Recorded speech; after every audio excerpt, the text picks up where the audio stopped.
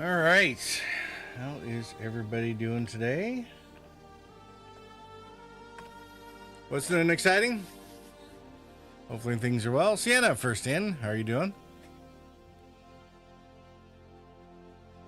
Hope things are well. Have you jumped into DefenseCon yet, or are you waiting until the weekend? I mean, it's Drake Day tonight. Second Drake Day. And Grace. It's been a pretty busy week for... I was about to do that today. Are you looking for group play? Actually, that's a fair question. I'm not sure I have a good answer for you. For the initial part, I'm just going to go down to the convention center and take a look around. I got to rent all the Drake ships so that they're available for tomorrow. Or at least like, the three I don't have. Yeah, that's fair.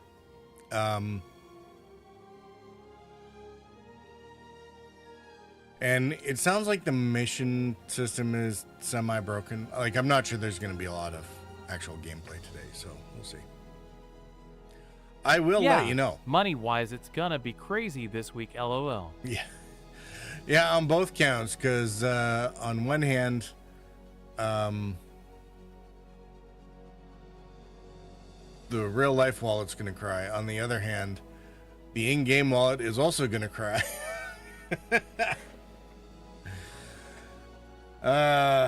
Because I'm a brokey, because I did not use anybody's referral code when I made my account, which was an error on my part.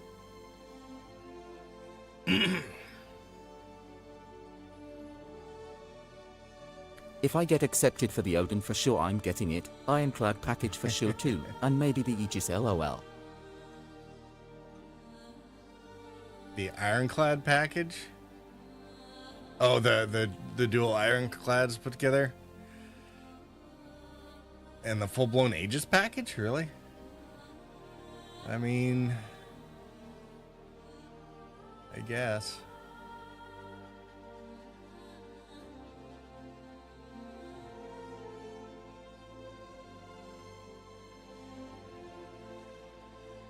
I mean, sometimes, dude, I really wonder if you're not just destined to eventually melt everything and roll it all into a Legatus.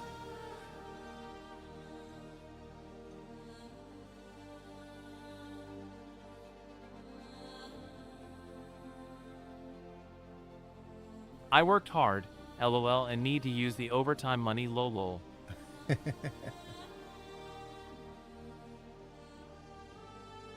I mean, whatever excuse suits you.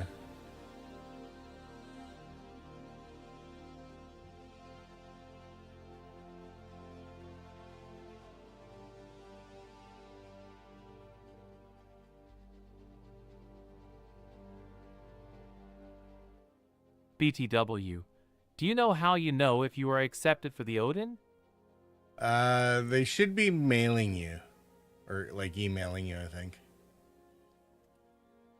Been checking my ticket and all. Yeah, well, I mean, it's going to take them a while to get to you, thank you. So.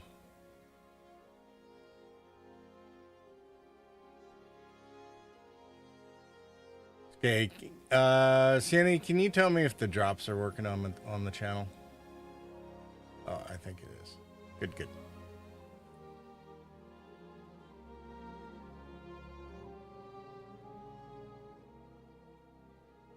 Hey man, I don't even think I'll get accepted cause you know I'm not important, LOL. It's not about important. I mean, I don't see drops. I mean, I'm on the list, so it should be fine.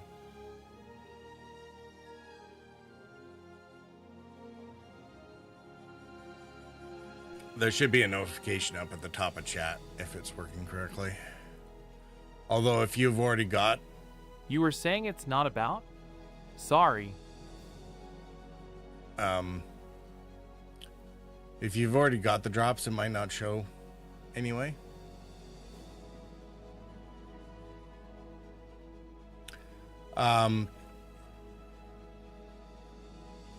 As for the founders thing for the Odin, it's not about importance. It's, did you write a nice enough essay?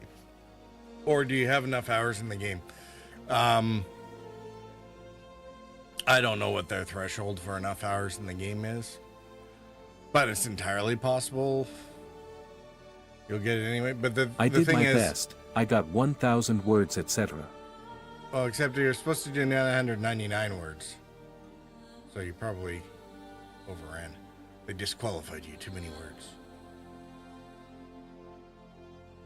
Either way, they're not releasing details on the Odin until the 24th, so they don't need to finish everybody's essays until like the 23rd. So wouldn't worry about it too much, especially since we don't even know what the price point is. You know, never know. Maybe it's 10 grand instead of 6. And your math is going to be all screwed up.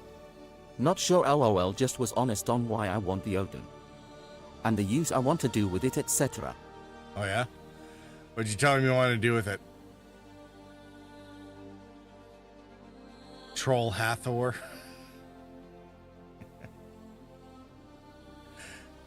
Nose down spinal mount into helpless miners in Stanton.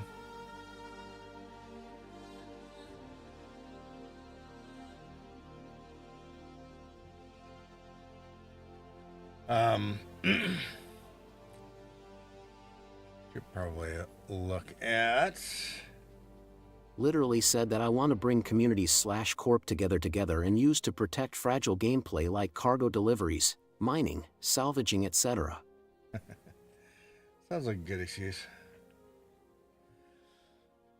All right, so Twitch drops are active, and so for the duration of DefenseCon, 4 hours watching, you get the new G4 suit and helmet, Murray Cup pattern, and it's hanger bound, so yay for that.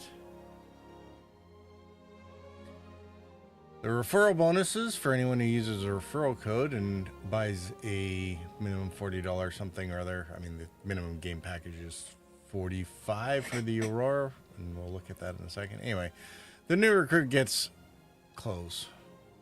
I'm not sure I love this trend, but whatever.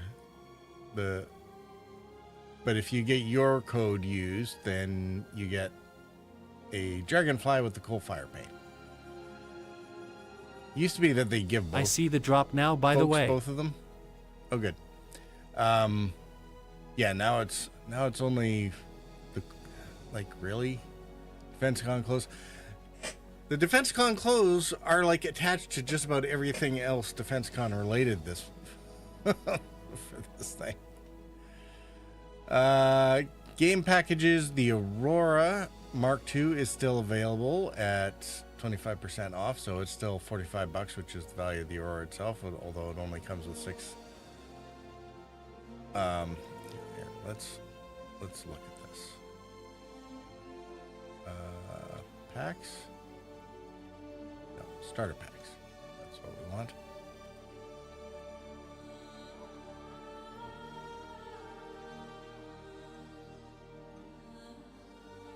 All right, so the Aurora Mark II just came out. This is the cheapest pack available, $45 USD, 25% off from the usual $60. Since Star Citizen is about a $15 addition to whatever the value of your ship is when you get a starter pack, this basically discounted for Star Citizen to effectively be free. This was an amazing pack, like 2 weeks ago, because it came with lifetime insurance because the Aurora Mark II was just released. So we're down to 6-month insurance instead of being in lifetime insurance. But it is still the cheapest option, and like I said, effectively you get a free Star System. Now the DefenseCon package is the Generalist DefenseCon starter pack. So that's the Drake Cutter which is an awesome ship, I think. Definitely one of the best starters out there. Discount isn't quite as deep. It's only $9, and so you're still getting Star Citizen for half price in that event. And it's got a bunch of extra stuff. So there's the factory paint plus the noble paint, which is this shiny one that you see here. And then there's a bunch of gear that's with it. Some guns, some armor, helmet, etc. And 10 years of insurance. So To everyone watching, careful for biases. PT loved Drake a bit too much. There is no such thing Tongue as too poking much love for smiley. Sienna. You could get banned for heresy with stuff like that. There is no such thing as too much love for Drake. Ha ha ha ha.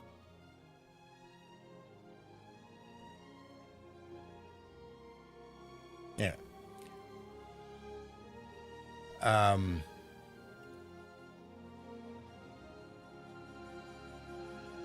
So what else do we got going on?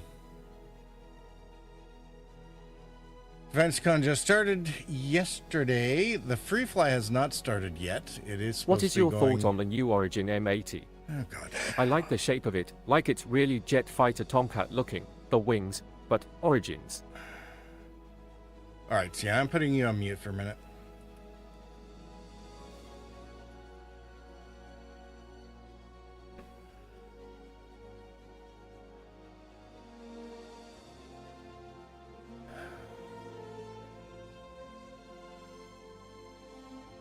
All right, so DefenseCon started yesterday.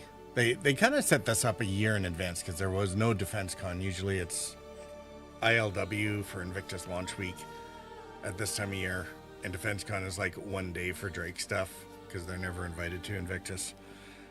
And last year there was no DefenseCon, but they said they'd be back this year bigger and better than ever. And lo and behold, here they are basically taking over the whole thing because Invictus decided to run back to Seoul.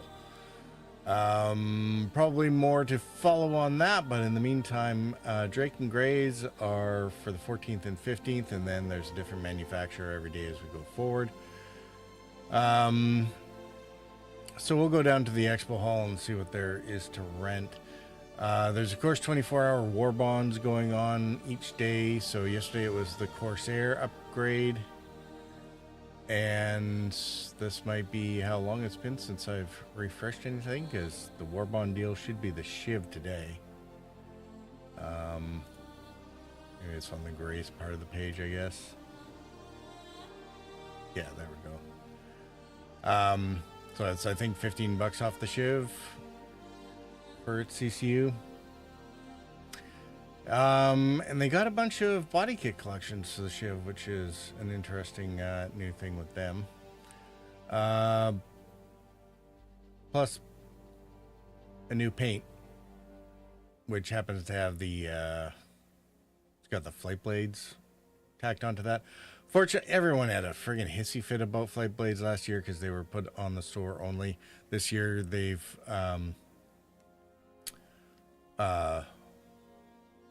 this year they are on the store again, but they are also available in-game in the in-game shops for in-game money, which was something that they said that they would do after the Mea Culpas last year. So it was good to see that going on.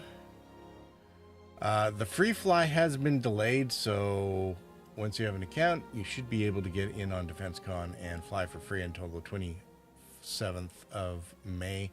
However, right now, it was supposed to start today, but it's been delayed because they are having trouble getting the patch to stabilize. So, I think that's most of the news that I really need to cover here. The Drake Ironclads, of course, have been released, as well as the new snub, the Pitbull, and so we'll be taking a look at those. 4.8's major features the technical strike groups, which they previewed at CitizenCon last year. It's looking more or less as one would expect. Though the cinematics are always cooler than what we're able to actually do. I mean, obviously, we just don't fly as good as the NPCs that do these cinematics. Anyway, that's enough of that. Let's go ahead and launch into the game.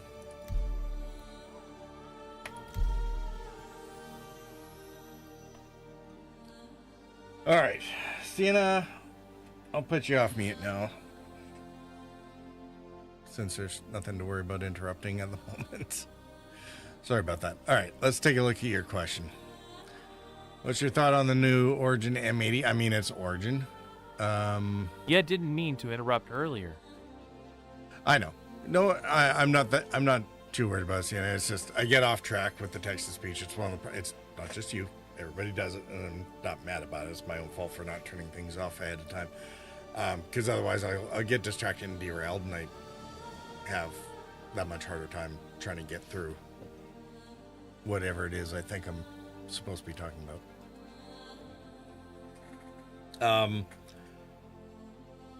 All right. Thoughts on the new Origin M80? I like the shape of it.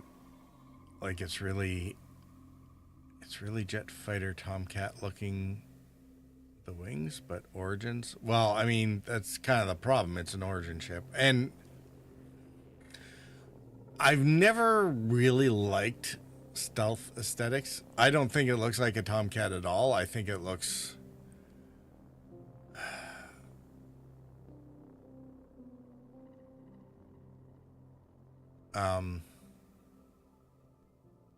it looks like more stealthish, but not even in the F-35 kind of way, or the Raptor Did I kind of say way. Tomcat?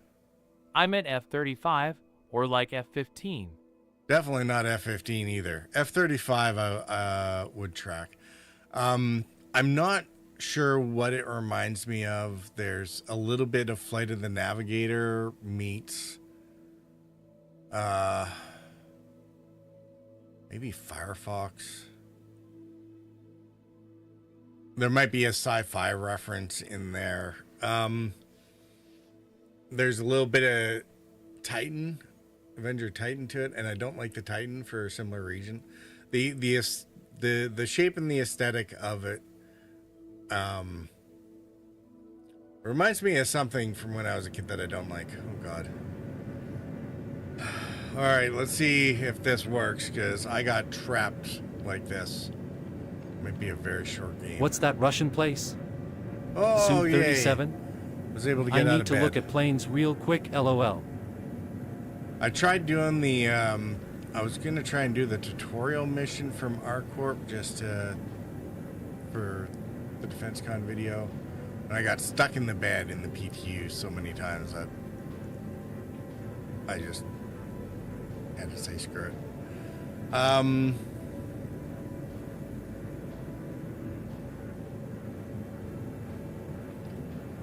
Yeah, never liked Russian planes either. Or, I guess more specifically, Soviet planes.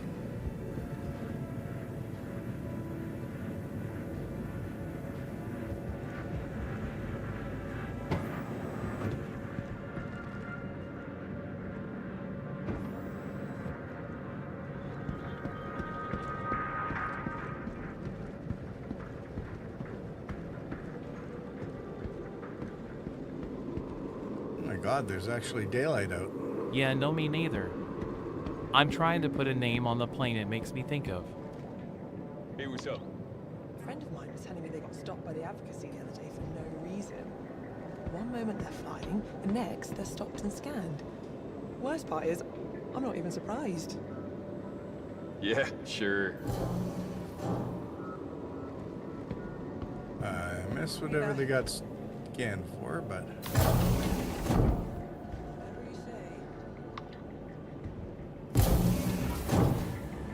NPCs finally have an unbroken conversation, lol.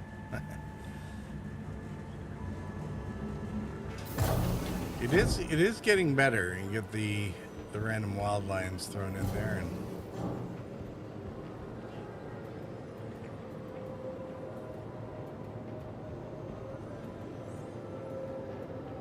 I guess Buddy's break is over, so...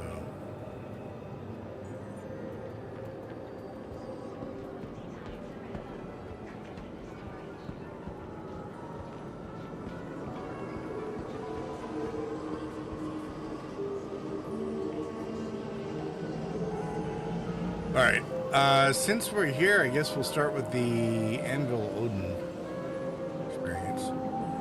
That's right up there. Oh, they actually do have the turret tilted a little bit, don't they? You said earlier that group gameplay might not work cause if missions being busted. That's my baby.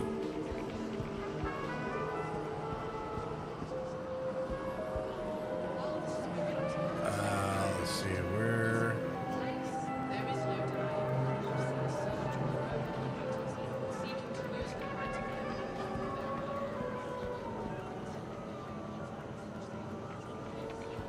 We just gotta follow the signs.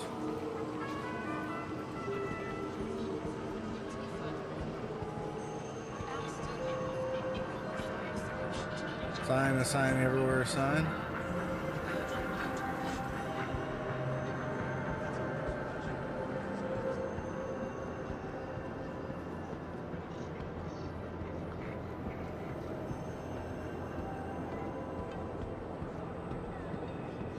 Welcome to IO North Tower, Area 18's Premier Centre for Business Development. Please consult any of our associates. Yeah, that one, fine if that's gonna be your baby, Santa, it'll all be yours. Shake the heavens. Anvil Aerospace, next generation battle cruiser with unique holographic experience. Yeah, it's floating out in the middle of nowhere, so... They did say that they will be going over this in detail on the 24th, so that's kind of why I want to start here. I want to see how close we're able to get on predictions for this. Because I hear a lot of folks talking turrets, like turrets on turrets on turrets for this thing, which to me doesn't really make a lot of sense. Especially with the way they're kind of oriented. I think there's something else. We'll talk about it when we get up there.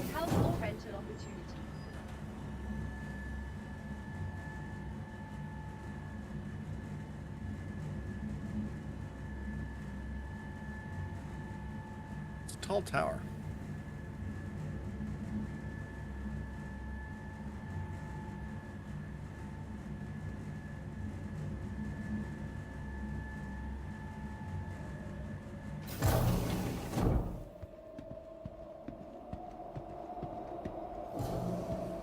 Freaking train rides that take less time.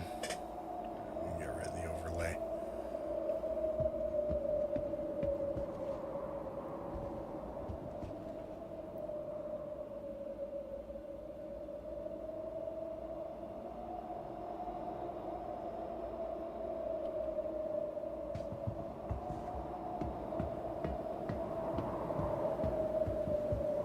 Some sort of missile turret there. Bunch of torpedoes on display.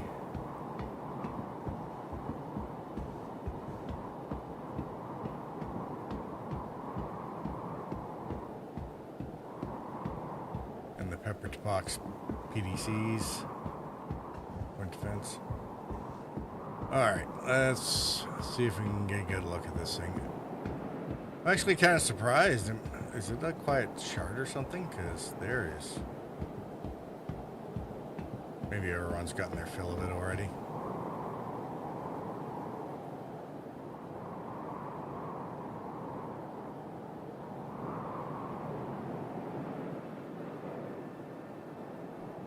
Conning tower. Definitely the big 3-gun turret on the front. Not sure about that other single in the front, because can't really get a good look at it. And of course, you got the secondary turrets off the one off the bridge wing, and then a couple duals sitting there, sort of the mid part of the superstructure.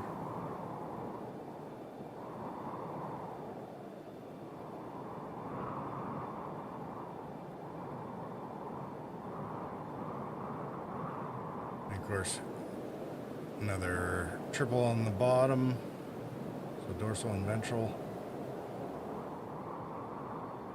I really don't know about this other thing sticking out the back.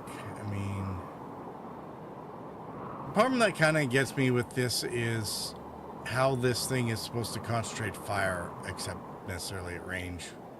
Possibly at broadside. Definitely don't want to be pointing in anything like this.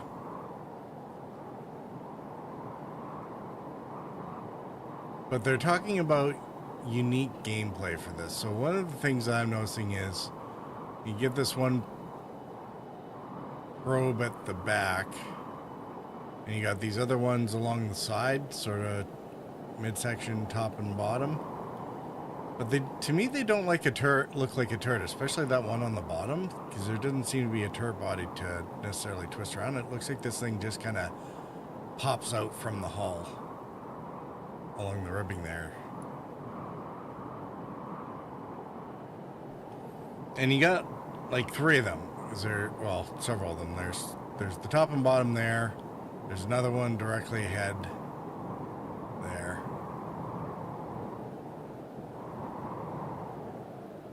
Don't know whether that would fit into the pattern. Like it's another one of these things. The shape of the probe or barrel or whatever it is kind of looks similar.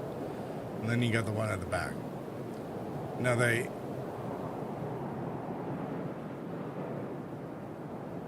say that this thing is supposed to have some sort of unique gameplay aspect to it.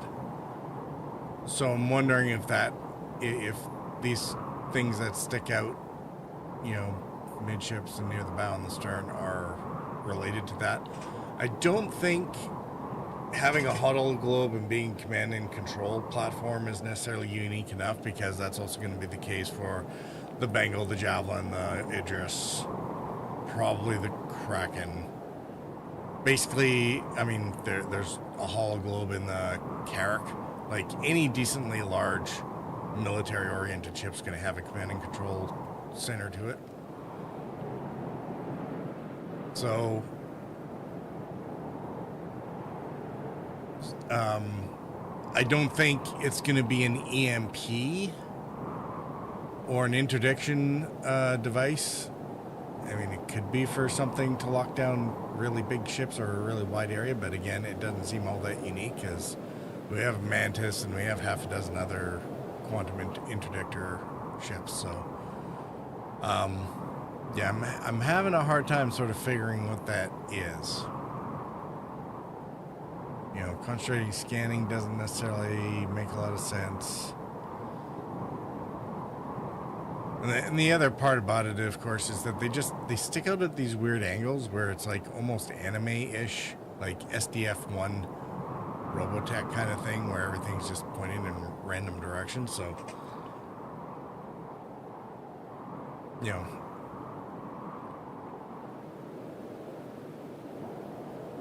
the various other turrets make a lot of sense, because they're definitely being pointed around to cover different arcs. You know, we obviously have a cannon at the stern. These mid-size ones along the middle section of the superstructure are probably to ward off large ships like the, you know, the Tiburons and the, you know, Perseus type things. Well, on the top wing there is probably an anti-fighter turret similar to the quads on the Hammerhead. So at least some anti-fighter defense, although it'll probably have such heavy armor that unless it's a heavy or an ion, it's not going to be bothered much by that.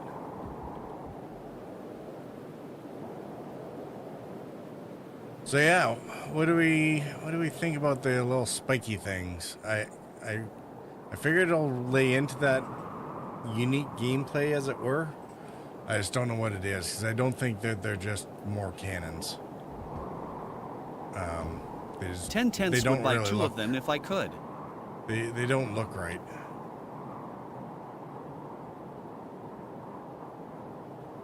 Not as a turret or a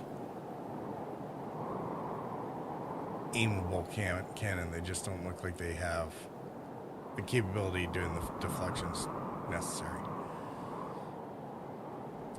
So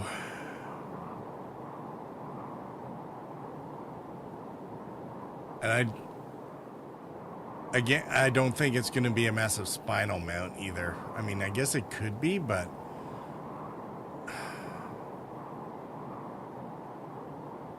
again, it wouldn't be all that unique to have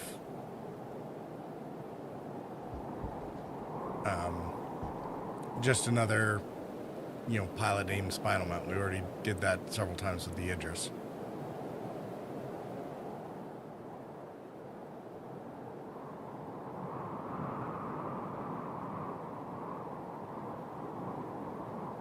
I know. What do we think? What could possibly be unique and sort of fit in, like with these things sticking out? Obviously, whatever it is probably lined down the center line of the ship in terms of what it's going to target or activate. I'm having a hard time sort of figuring out what could possibly need that, other than say EMP or interdiction fields. But like that wouldn't be a unique trait, because we've already seen them. So it'll be interesting to see what else it's able to do. Some folks have been peeling back the models, looking at additional hangar bays and whether or not it might have a pass through. Can it do medium ships in addition to small fighters? Complement of about half a dozen fighters would definitely be good for a ship of this size, and maybe one or two like medium-sized ships. I mean, it's obviously not going to be a full-blown fleet carrier, because that's the Bengal's role. It is a battle cruiser after all, and not a fleet carrier, so the number of subcraft is going to be obviously somewhat limited. And hopefully those vertical tubes up along the top of the superstructure in front of the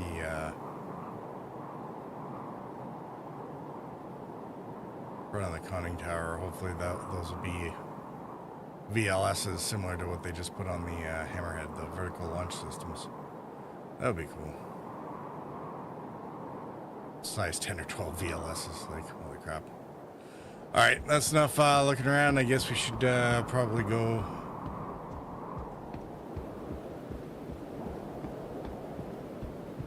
down and find our way to the convention center. What do you have here? It's different warhead types. IR.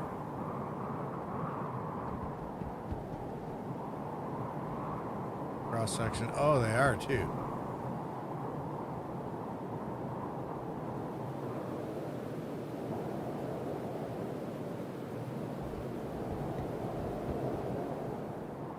And color coded. So which one is which?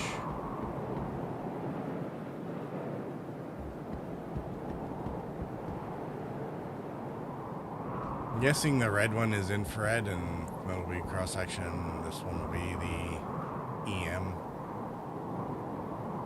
And don't put a magnet beside it, it might blow up. Yeah, okay, EM.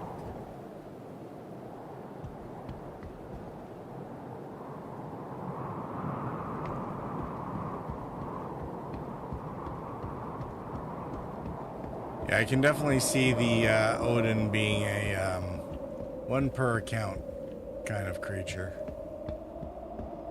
I don't think they're gonna let you buy two of them, Sienna.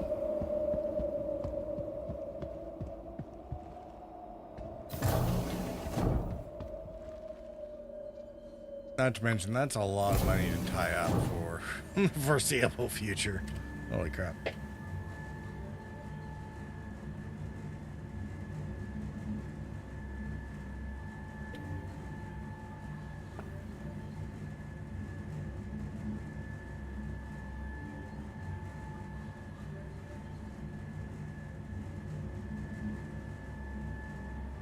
Please consult any of our associates for help or rental opportunities.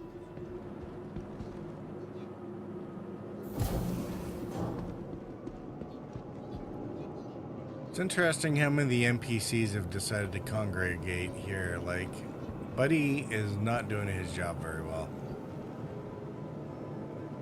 Like, he's got this massive lineup and doesn't even look like he's helping anybody. Although, see a lot fewer.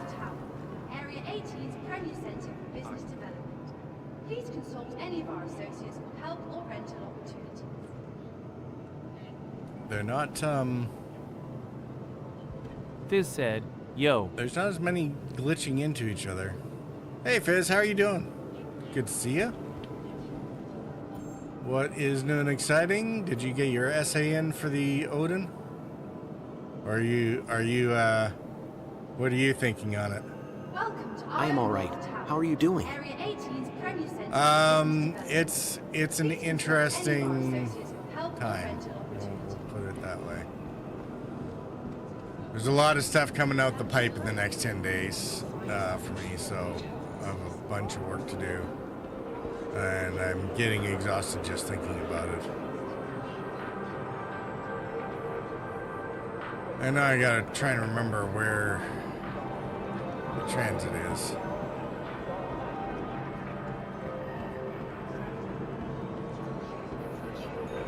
Oh, there it is. Right I did across the not way. put in an essay for the big ship. I do not need to spend any more money on this game, LOL. That's fair. I just wondered because I know you had been. Well, I guess here's the other question: was it pretty enough to tempt you? Given that we all know that you run a little bit on the rule of cool.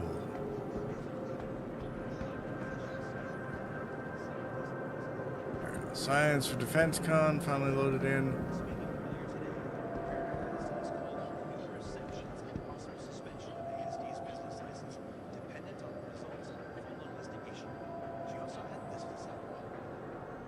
While the spirit of the Second Life Initiative was in the right place, there is no denying that we have seen a surge of rogue operators seeking to use the plight of the Empire for their own gain. Until we are able to put such safeguards in place to prevent further lapses. Starting today, the initiative is on hold and all projects halted until further review. I am still hopeful that we will find a solution to the regen crisis, but for now, I urge renewed caution. My only rule is, does it look like it will murder you? Hence my disappointment with the BMM. Original artwork was beautiful. The new ship does not do much for me. That is totally fair. I'm assuming you're talking about the Odin doesn't do much for you, not the new BMM iterations.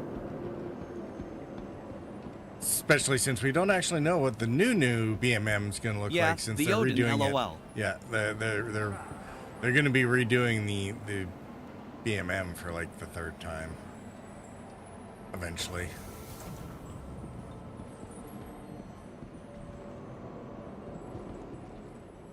Yeah, soon TM.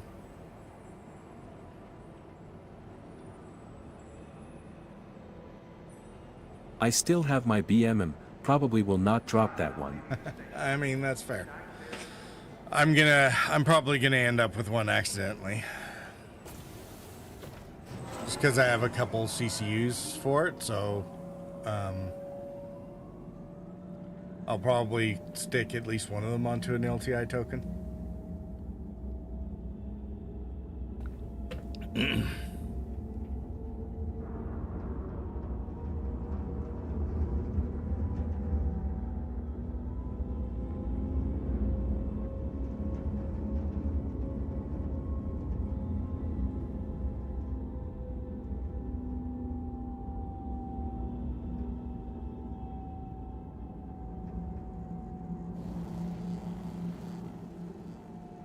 Can I send a word, nerd? Can you send the what?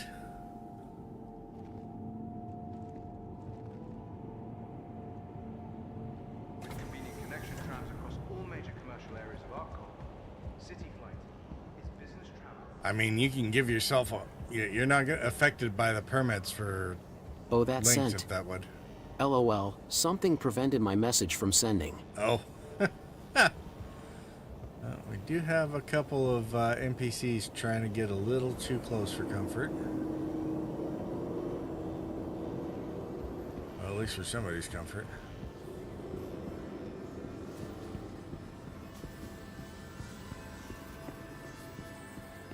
Let's get rid of the overlay for this.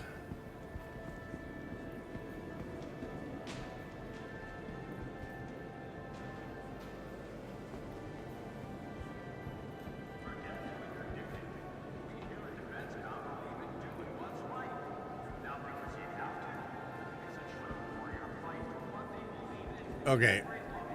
You know what would be really cool is if things like the flags here were available as like hangar flare things post DefenseCon. Like rent a ship, get a flagpole for your hangar with the DefenseCon flag. Like, tell me that's not something Drake would do.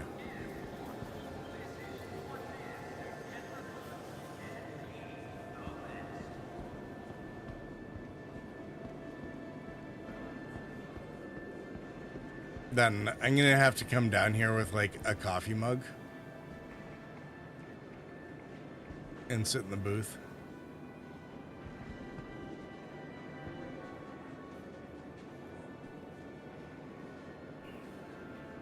Nope.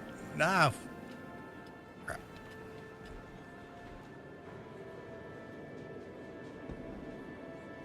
No escape. Science shows that pilots fly safer and are more likely to survive if they don't have escape pods.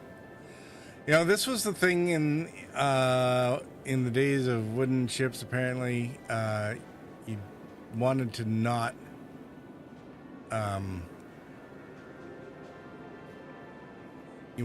get on a ship if the captain knew how to swim. 5 dangers of escape pods. Difficult to get to during a fight. Outlaws target them after the fights are over. Make pilots overconfident and accident prone. LOL. Must choose which crew get to live. Well, I mean, that's not a choice, right, Sienna? Sorry, I gotta pick on you because Lance isn't here. Floating in a box in space is a terrible way to die. Geez, Drake. Stop holding back. Tell us how you really feel. Humanity has lost its way. Oh, yeah. Do you feel that we are shut out of our former selves, adrift in space and divided from within? We need a strong leader to unite the Empire once more and raise us to our former glory. We need a new measure. This looks like something that was hinted at in the splash page there, the loading screen. They talked about some protests that were going on in Castra to do with a pro-Mizer faction that basically wants to bring the Mizers back.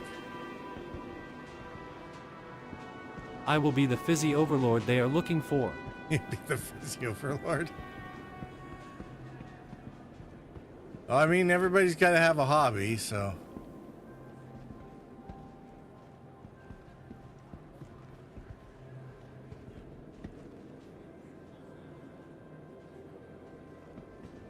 Be sure to buy Fizz Cola. Alright, let's go down to the actual convention hall, I guess.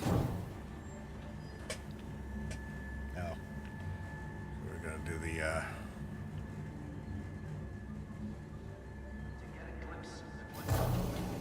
Mark your calendars now. At DefenseCon 2957, Drake will unleash the Kraken.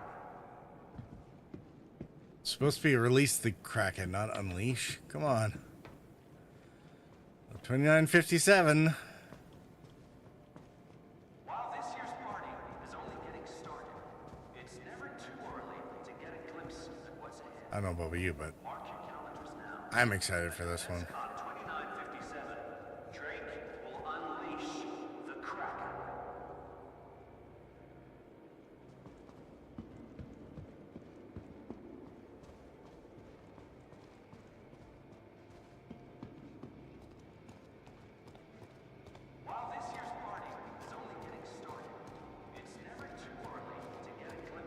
Kraken would be a lot cooler if it was not made by Drake LOL. Bite your tongue, Fizz. We don't need those kind of lies here. Like, neither. Tell me how anything could be bad about Drake when they put on a show like this. Whoops, LOL. They got shirtless dancers and big flame gouts and rock and roll music.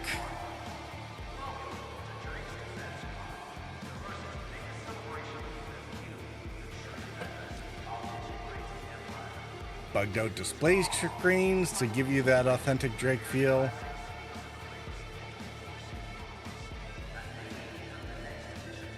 Classic. They are spending their money on drugs, music, and entertainment rather than quality. Well, yeah, dude. Hookers and blow. Come on. Everyone knows this. They dear. should have duct tape streamers hanging from the ceiling.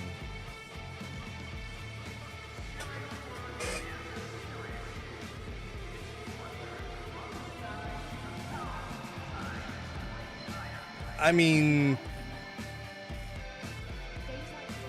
it might just be a graphics thing that you can't see duct tape Because holding that up is these 90% signs. of the contents of their ships. Hey, just because the Iron Chad is basically 3 caterpillars duct taped together, I mean, it really is the most Kerbal of ships that they've, I think, has made the game so far.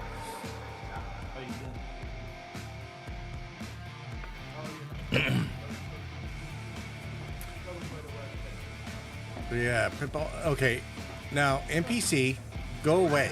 Like, it'd be kind of nice. This has always been a problem. It's like, have the NPCs read the sign from not the black line so players can see. They just go jump right in front of you.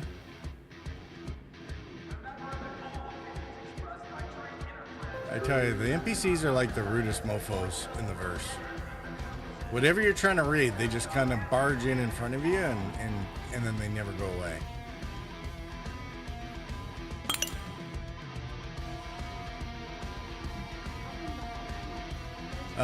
Lean Mean Fighting Machine Pitbull Drake needs a combines- bumper sticker cash. Gas or ass. I mean, you're not wrong. Although dude, that when Drake gets a refueling ship, I think that they definitely need a bumper sticker skin with that on it. Lean Mean Fighting Machine Pitbull combines high-speed maneuvering with raw firepower to bring a hard-hitting juggernaut. It's a snub, not a juggernaut. All in a small single pilot package. If you want to see them coming, the Hard Strike livery is a bold expression of yellow to make every fight even more vibrant.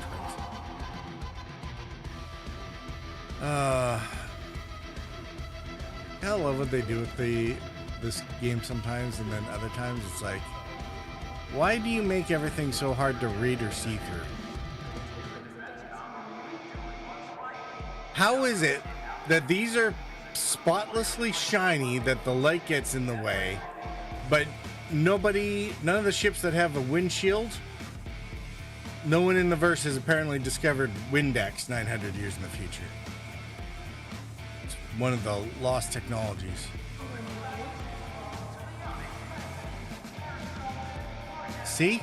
Just push out of the way and sit there. They should just bring back the thing where you open your MOBA glass to read the screen / description. That would be handy sometimes, definitely.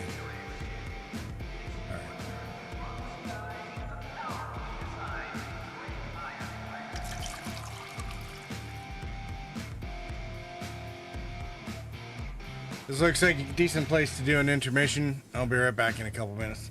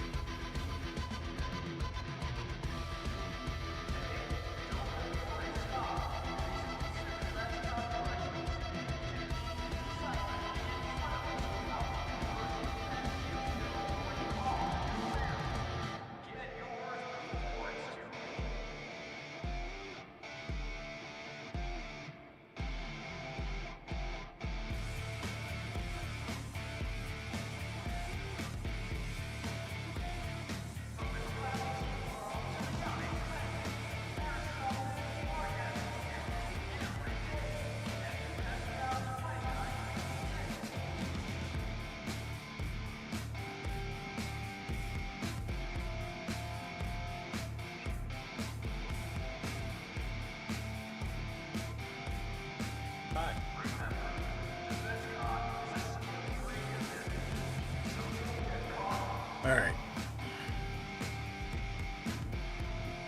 There's a bit of about the overlay.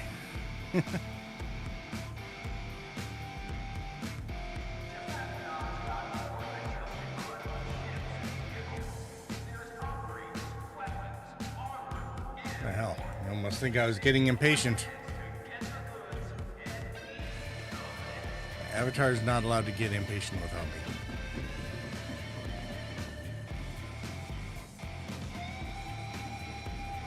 LOL. All right, Cuddy Steel. Not a lot of people are down on this one, but apparently the armor on it is sort of next level. So I always kind of like the steel. I just can never justify the price for it.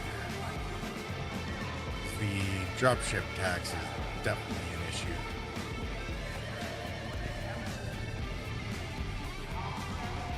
These two seem to be having a nice chill chat in here. So, I should upgrade my blue to a steel. I mean, it depends on what you want to do with it. I mean, if I get my Kraken, I'm gonna end up with one of these anyway, so.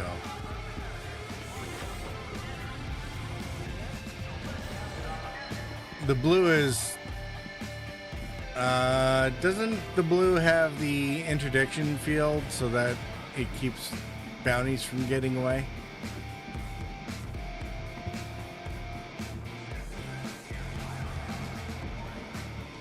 Clipper on display. It'll be interesting to see how this one places in the Best in Show in a couple months. Possibly. Been a long time since I flew it, LOL.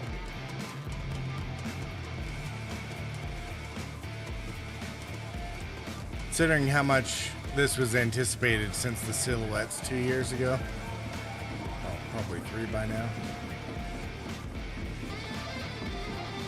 I mean, the Perseus is definitely taking top spot. Although it'll actually also be interesting to see. I'm not sure if they will. I can't remember if they'll count Invictus ships for Best in Show. So the Tiburon may or may not be allowed to be in the running. But it'll be interesting to see the Tiburon versus Perseus run off in there.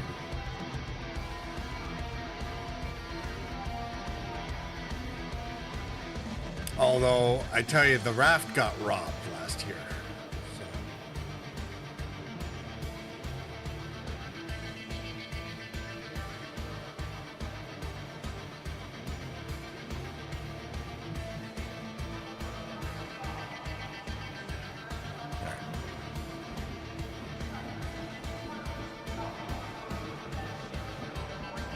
Classic owners comment.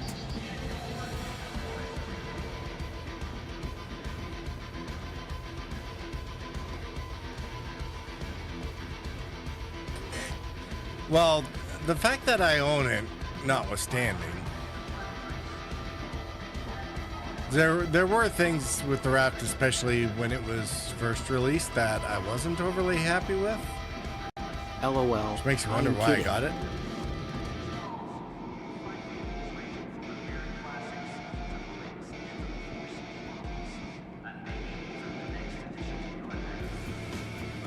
Oh, this is a chunky girl. The main engine's on? Just... No. Just the command module, apparently.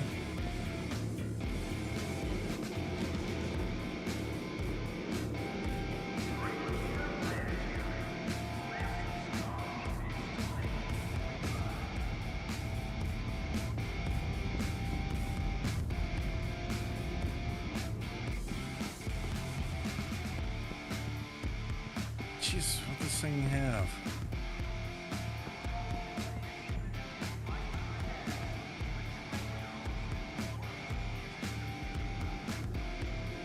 Looks like this one is not flipping the gunner upside down from the looks of it. Oh, maybe it is. Hard to say. Oh, the cat flips them upside down, but...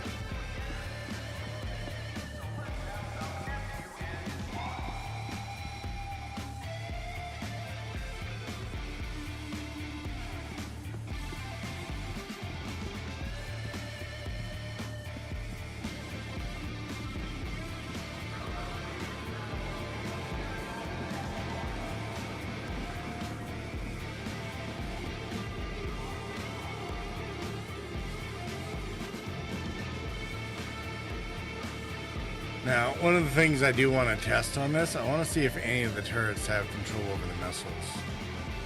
'Cause I think with the VLS, from what I've seen so far, it looks like they might have missed a golden opportunity for this thing. So we'll see.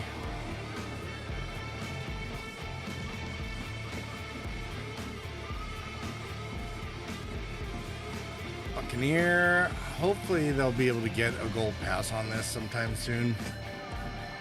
There's really nothing wrong with the Buck, but it does need its gold pass. Cutter might as well. I think it's got most of its components though, so it might be alright. Might only need lamp.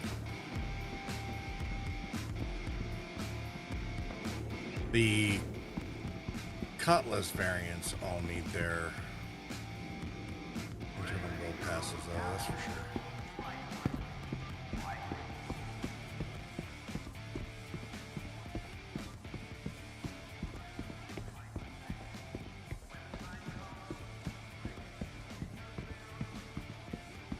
What do we got here? North Rock Services Group. Against all odds, where experienced military professionals can find purpose, pride, and a path to success. New contracting opportunities available soon.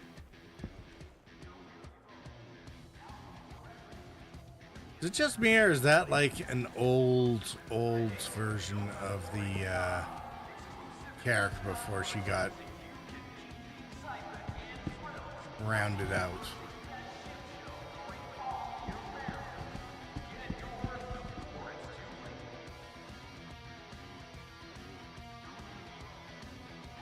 Pretty sure this is one of the flare items that you can get from the subscriber flare shop. I think that looks like an accurate Carrick still.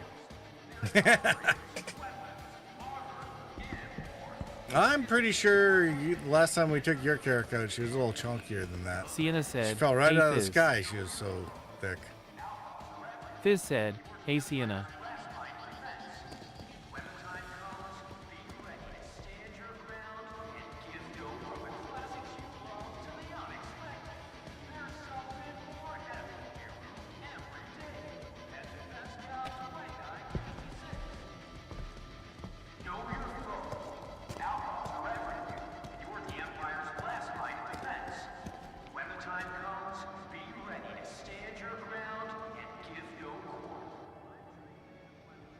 LOL. We brought on some extra weight in Atma. Well, there was that. At least that'll be my story, and I'm sticking to it.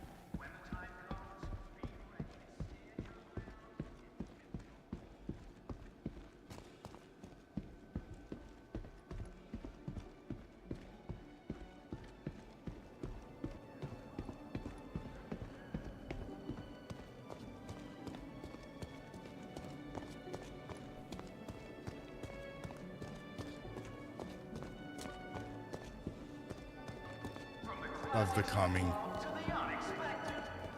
classical music.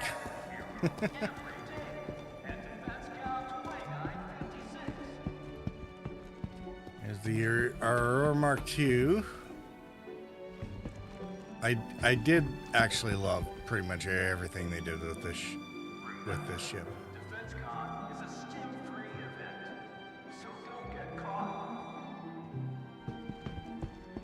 She's got the gun loadout that I was used to be able to put on the LN.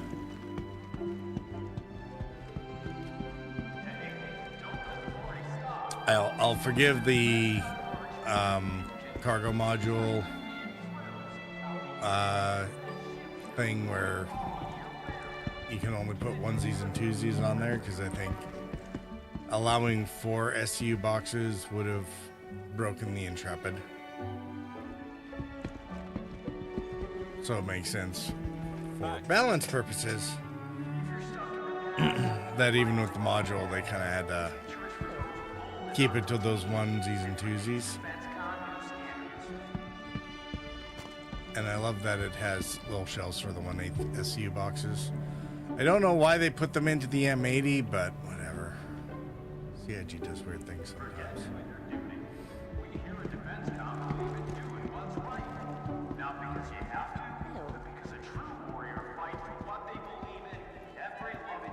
And certainly folded up, she definitely still resembles a lot of the original Aurora.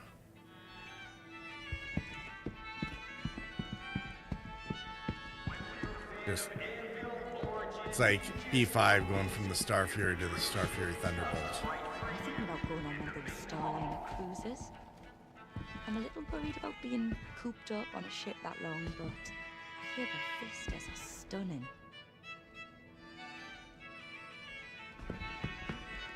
Hi. Well, don't let me interrupt you. I was waiting for Guy in Green to actually reply to whatever it was you were saying.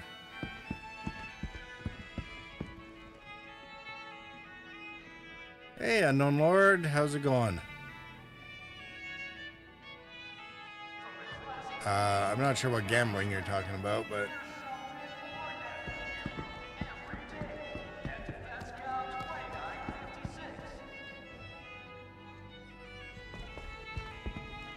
Here's Inferno. I always forget that this thing carries missiles as well. What I'm really hoping for this, as well as a lot of the other ships overall, that the hangar ship services to do the refuel, reload, repair is awesome. And I'm hoping that it doesn't take too long before we get a in the field hand loading sort of version of this, where you can either take an 8th SCU or similar to the med gel, something that you can reload the ammo packs.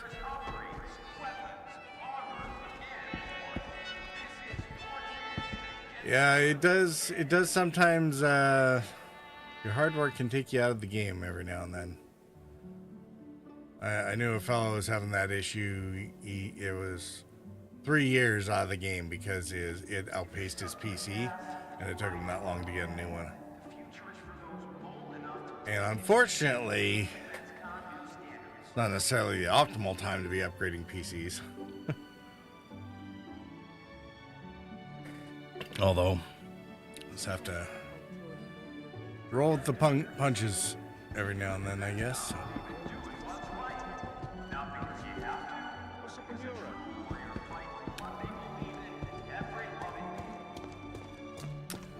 Unknown Lord, how long, when was the last time you were able to play the game?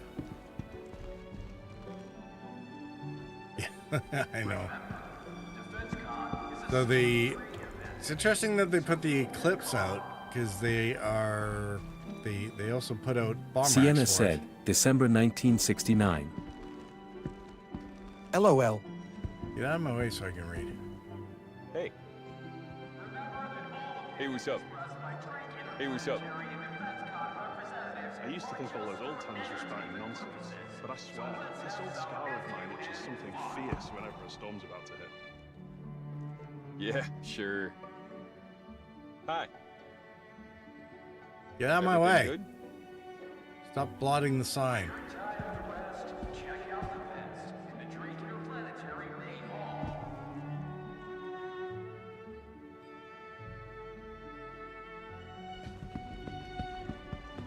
Hey. DefenseCon is proudly brought to you by Drake Interplanetary and the 4.6? Oh, that's not bad at all, actually. Although it's interesting that would be the part that kind of started breaking, because wasn't 4.6. I'm pretty sure that's when they really got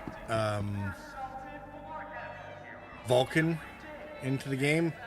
And the point of Vulkan was to let older PCs manage a few extra frames.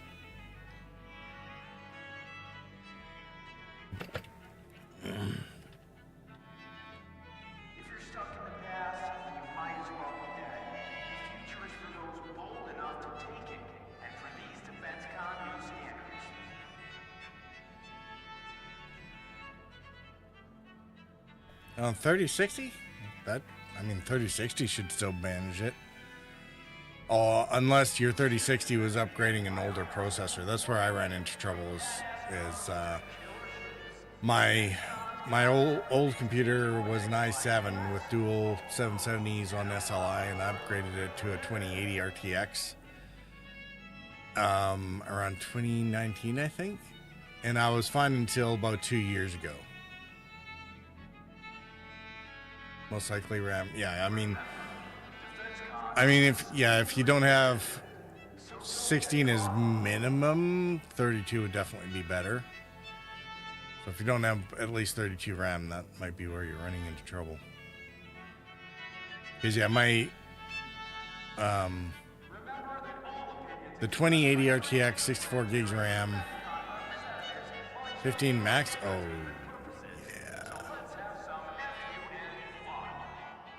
Yeah, that definitely sounds like a motherboard problem.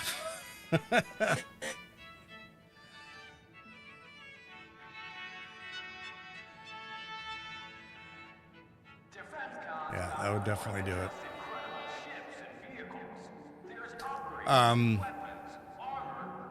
Yeah, when they mentioned a thing about sharks with with lasers, I really kind of figured it was going to be a shark with a laser beam on its head, which obviously meant in the Hammerhead Gold Pass, it's like, well, it's obviously going to be a similar to the Hammerhead, but I think definitely more shark-like instead of Hammerhead-like, and it's going to have the laser beam on its head. And man, did they deliver everything I thought it was going to be. It's funny how that this silly space game has that effect, eh? But I mean, how can you not? I don't know how anyone could resist space game when they do things like sharks with laser beams on its head. Like this thing was everything I expected it was going to be, and I predicted it, I think, well in advance. It's going to be hard to find the clips because, of course, they were generally when I was playing games that weren't Sienna Star said, Citizen. yeah, this is on my list too, lol. Since I am a marine biologist. Excuses, excuses.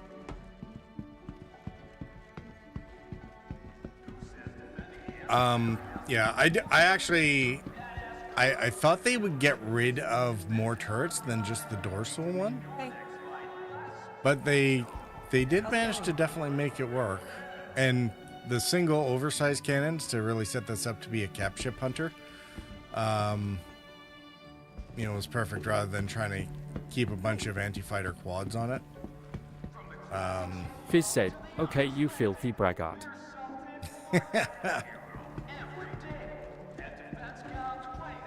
Stormburst bombs, size 5s.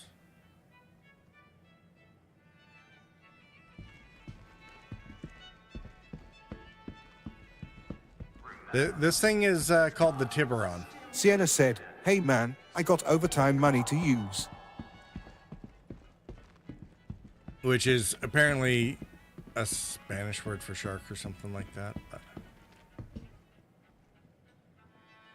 But yeah, I figured, especially since it was called the Tiburon and not the Hammerhead Beam or the Hammerhead LED.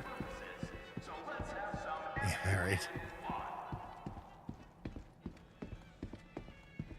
So yeah, I figured it wouldn't just be a Hammerhead variant because that would also be boring. They would need to make it more shark-like, and oh man, did Fizz they said, do that. so instead of no Fizz, It is his money to waste, Lolo. Sienna said tiburon is the Spanish word for shark. Yeah, and they did keep the one quad laser on the stern, which, as an anti-fighter ward off, is really well done.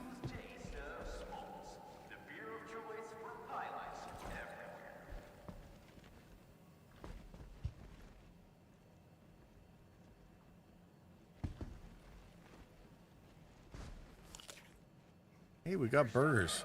Did we ever have burgers before? I don't remember having burgers. I know we're still waiting on pizza. But apparently burgers aren't very filling.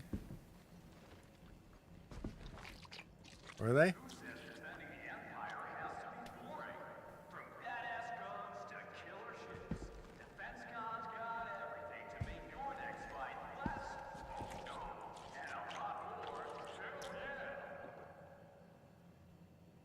Well, apparently neither is food here, because so far nothing is working.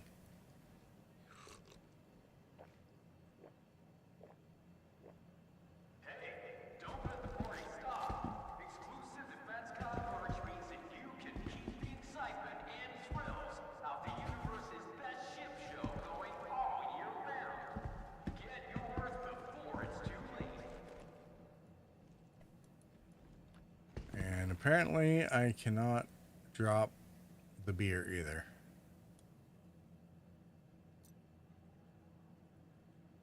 Whether you're a fan of Anvil, Origin, Aegis, or Minsk, there's a drink ship just right for you in the main hall. Sienna said, don't drink and fly, please.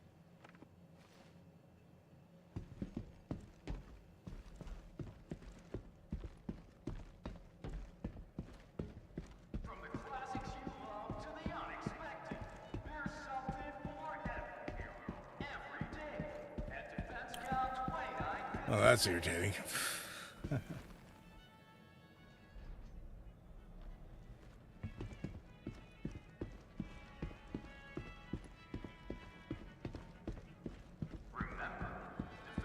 course, everybody should be happy now. We had our wipe.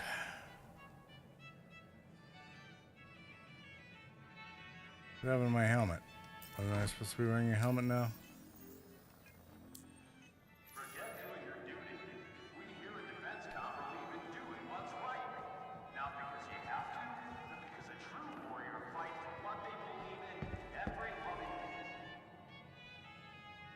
That's better.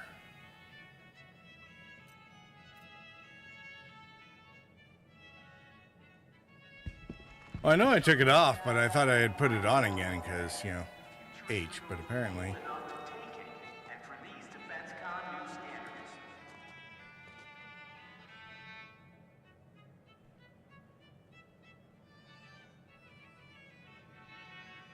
I was kind of surprised when they said that there was no docking collar on this one, because I really thought that they had put one right there, but apparently that's a thruster and not actually a hatchway.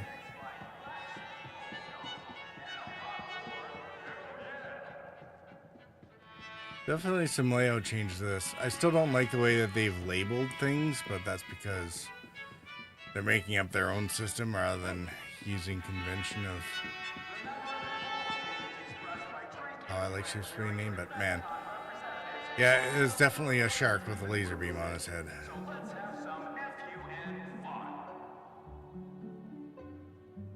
Sienna said, I love Aegis. Their ships are always on point.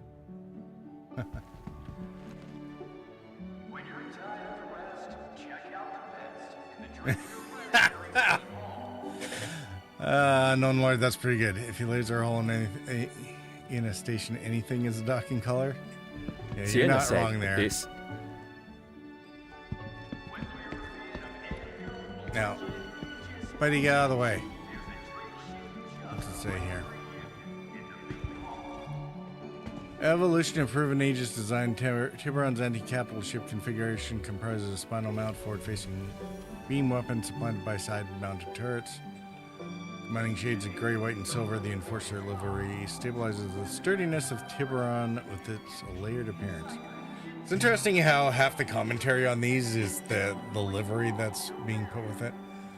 Now, what I'm kind of hoping for this, in a way, is that lore-wise, I could see this. The argument is that Aegis is still trying to make a name, at least on the civvy market, now that most of their military contracts have been cut off. But I'd be interested to see that if they end up doing a lore retcon of putting the Tiburon into one more ship from Aegis' heyday, right? Because like the Perseus was around since like the Tevaran War, even before I think the rise of Aegis. The Hammerheads, you know, a centuries old design to complement the Bengals and Javs and the Idris. Pretty sure all of those are Aegis. So, because they're all heyday Mezar era stuff. So it's like, well, is the Tiburon, is the Tiburon also from that era, or is it an updated Aegis design now that they're supplying militias Sienna on the said, civvy OOF, server are dying. market? So Game crash, got disconnected of the client and can't log back in. ooh, that doesn't sound like much fun. Yeah. Yeah, well, I mean, we know the Merchantman, I think, has been around forever. You know, like, lore-wise, there's no contest there, right?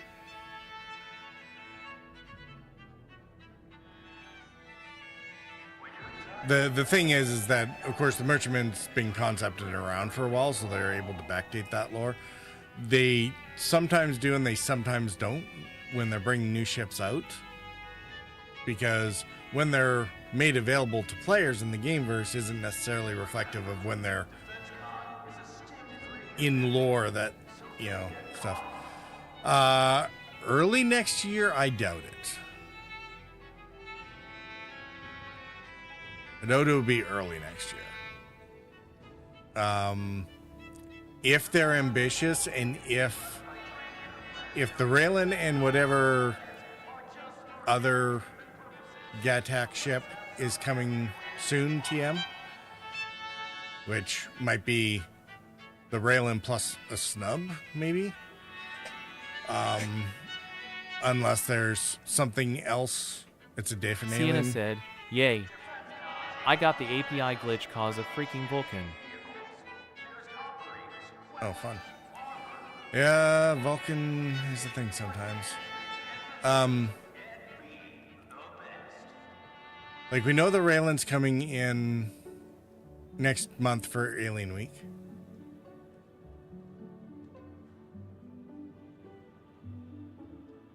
Yeah, well, that's the thing. The Merchantmen and the Kraken Privateer are dependent on store trading. And that's probably why they're releasing the Kraken next year for this time. It'll be DefenseCon / Invictus 2027. However, they've also said that they're not releasing the Privateer at the same time. Pretty sure they said they'll release the Kraken, but the Privateer is probably going to wait. And that's probably because the Privateer has the same dependency as the Banu Merchantman on in-player stores. Now, I'm hoping by the end of the year, if they can work on social tools, they needed player-to-player trading like yesterday. They should have done it when they got the looting system in. So they're way overdue for that, but I kind of understand why they have it waiting for social tools to be refactored, because if they made player-to-player trading before social tools, they would just end up having to redo the player-to-player trading once social tools were in. So it makes sense that they're waiting on that a little bit. I'm just glad that it's not locked behind base building anymore, because when at the beginning of 2025, when they were talking about, really? You... Okay, never mind. Woosah. Everything's good. Shoots them both. I know, right? Sometimes it is so tempting. All right. Let's go. Well.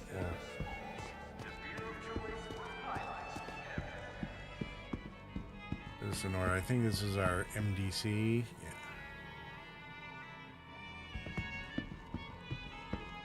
Love the BA Baracus livery. It's like A-team truck every time. No, the M80 drops tomorrow there on Lord. It's Origin Day tomorrow. So we got our Starlight refueler. Was trying to figure out where the damn probe was on this, so I'm glad they kind of showed it today on the SCL. If everyone leaves the panels open all the time.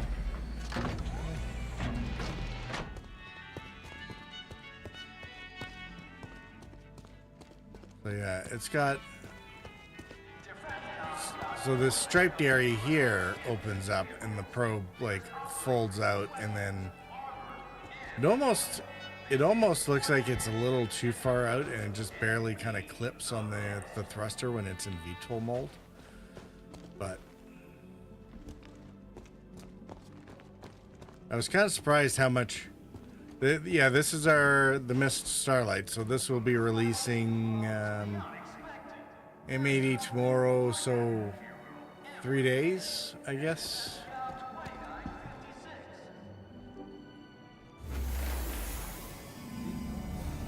Let's double check the schedule.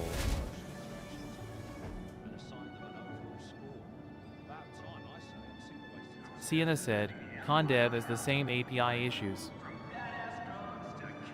We are Bodhi logged down.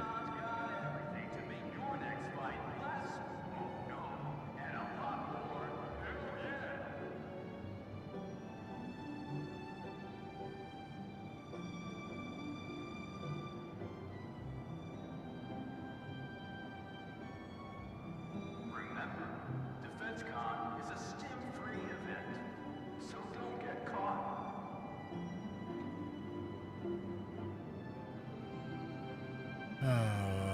Where's...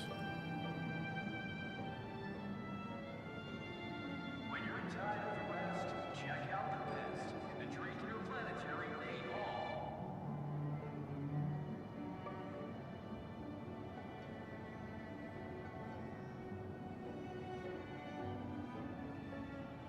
Some like to go it alone, but for those of you who roll out with a full do-or-die squad of trusted wingmen, then these DefenseCon studies report are for you.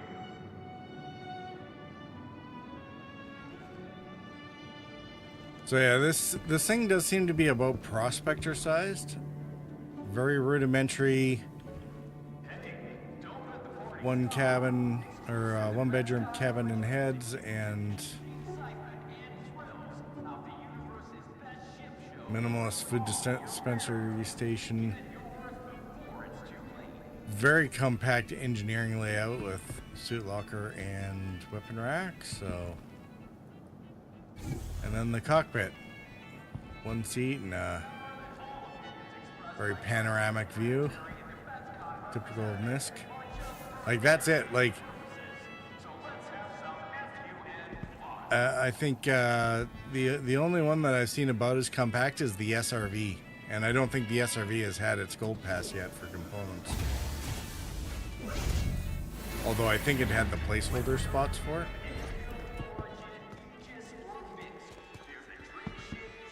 So yeah.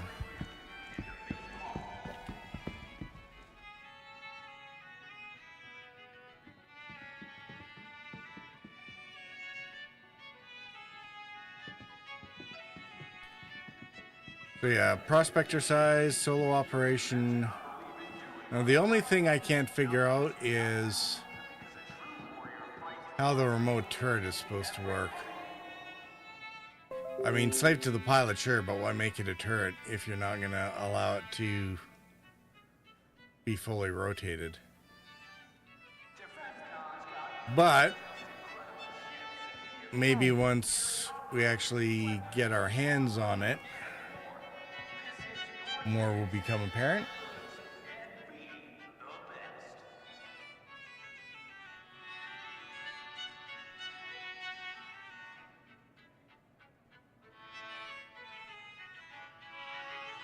Hello. Where's Miss Day?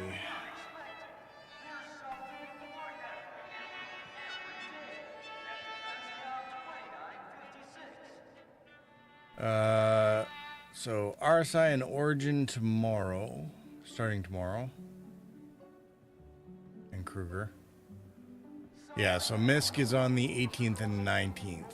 So tomorrow, Saturday, Sunday. So for the weekend, it's Origin RSI. Monday, Tuesday will be MISC, Mirai, and Argo. Gray Cat.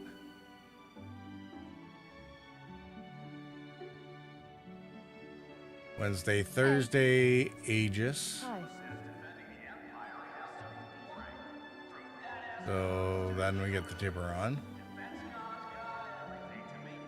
22, 23. So Friday, Thursday, Friday, I think, or Friday, Saturday. Seder and Tumbrel.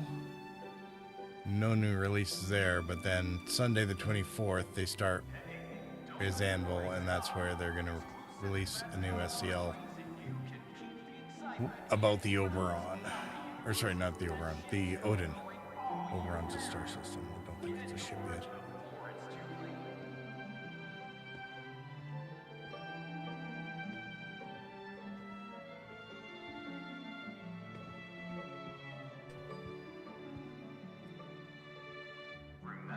So yeah, Starlight on Monday.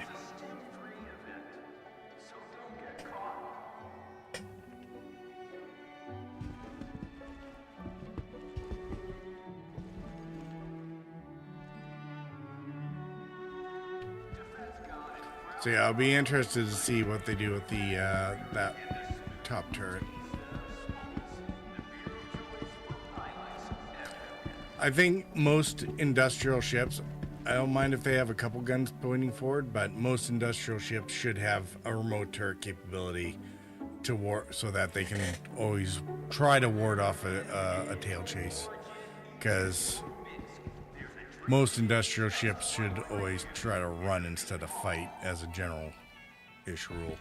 The fact that they set up moles and prospectors as up for around things like the was it the Hathor lasers, the OLP platforms, for example, is just kind of weird. All right, Asgard, Storm AA, and the Nova. It's a little too bad that Tumbrel, I think. When's Tumbrel? Yeah, Tumbrel isn't until... Sienna said, well, thanks for streaming, cause I guess I won't be able to see the event. I am completely logged out from the launcher.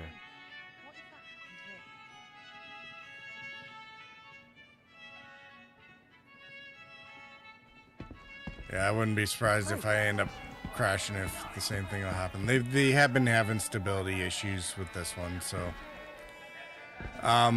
yeah, I think it's kind of funny that they have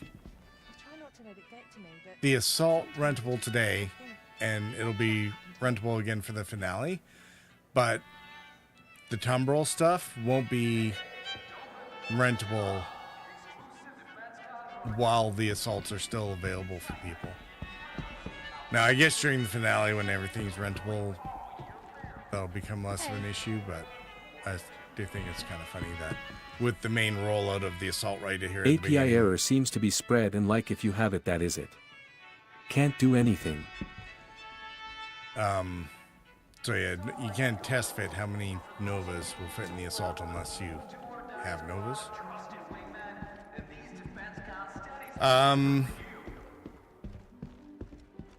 Oh, Captain Jack Sparrows. Remember him? Oh. Unknown Lord, how are you doing?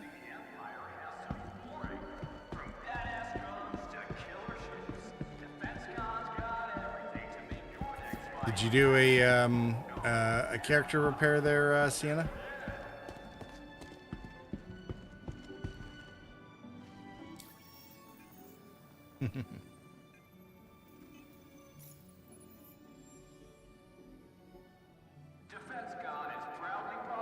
Sienna said, no, because it does not seems to help. From what he have read.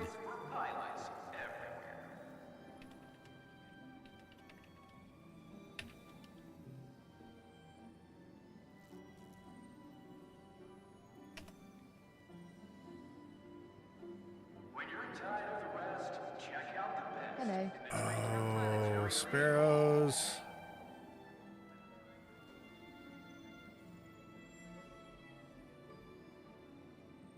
I remember this was one of the dudes that we linked up with during the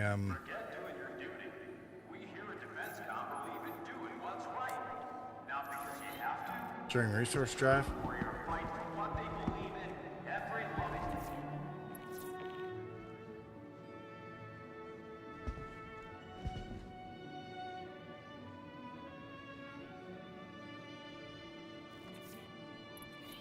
From the classics you love to the unexpected, there's something for every hero every day at DefenseCon 2956.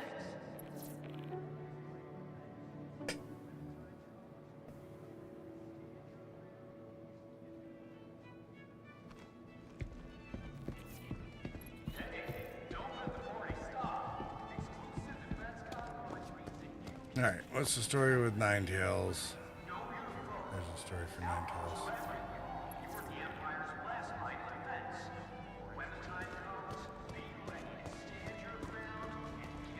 Hey.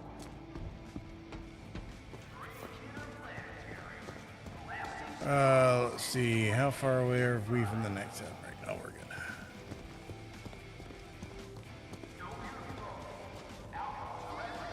Shattered Blade, one of the most significant suppliers of black market alien tech. These smugglers have been escalating tensions in the mix thanks to their aggressive methodologies. Have been drawing the ire of the Vandal and increasing raids across the system.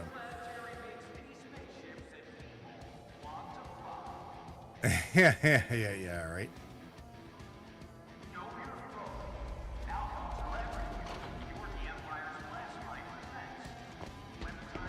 Well, hopefully they get the API stuff sorted out by tomorrow.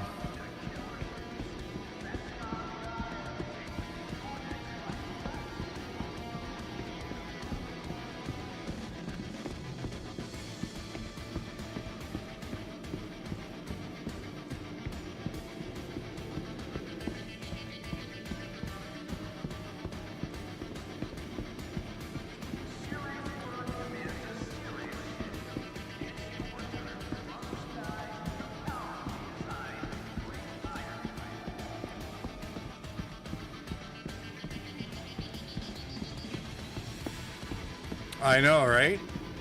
They definitely Sienna went said, all out in yeah, here. it sucks. It seems to be linked to Blackened, so nothing character reset can do. I can try VPN to fix it, but that's the only thing.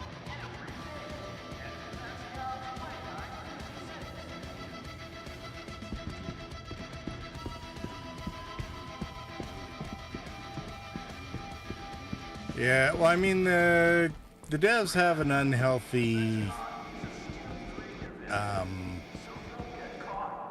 fancy for all the manufacturers, so it's definitely, I think it's definitely awesome that they were able to give Drake extra attention this year for this.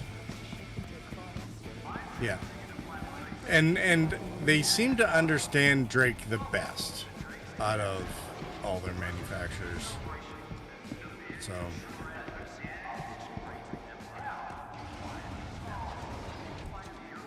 Endo, aggressive alien species composed of independent warrior clans have been plaguing the Empire for centuries with their brutal raids on human systems and settlements. In 945, increased hostilities following the Battle of Vega have led the UE formally declare war against these cruel and sadistic invaders.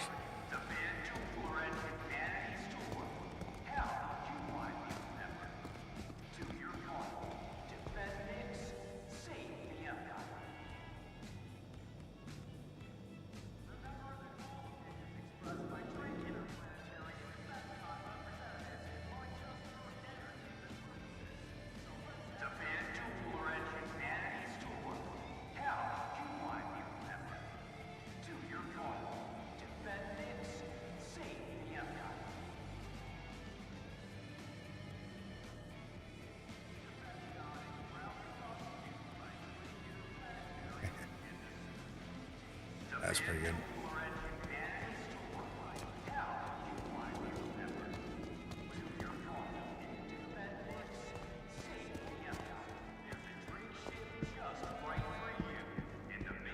So what are you guys thinking? Squadron announcement by the end of Invictus or DefenseCon, or do you think they're gonna wait until one of the big games conventions in the next couple months? I don't know if there's like an E3 or something going on, but Sienna said, what if? They delay it again? LOL. oh, the only problem, I wouldn't mind them delay. I don't like it's been however many years, like it's been over a decade. What's another few months, right? If they had to delay to get to the other side of GTA 6, whatever, we can wait another 3 months to get to the new year.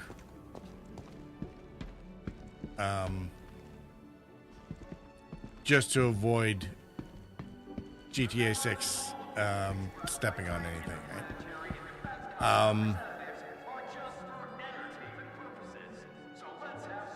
If they get in by early October, they're probably fine. My worry would be if they delay for GTA 6 and then GTA 6 delays until the same spot in 2027, you know, that February, March, or whatever they end up picking, right? So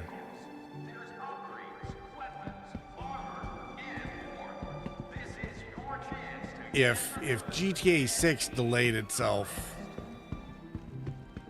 you know, so much the better. Because then Squadron can release at leisure along its original timeline. And that's assuming that the polishing phase Gamescom is the only game convention I can think of. And yeah, every devs are closely watching GTA 6 release to avoid it. Yeah, exactly. And there's definitely some devs that probably should be avoiding Squadron.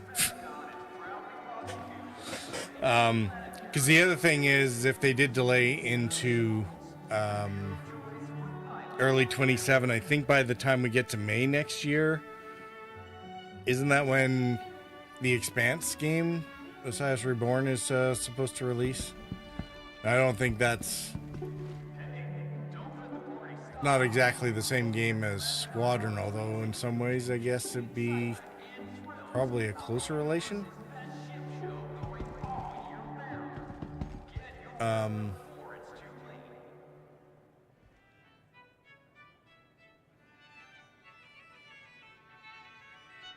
And especially since I think Osiris was able to poach a few of the CIG devs. So, let's see, Alpha Wolf, they just had this on a CCU sale earlier this month.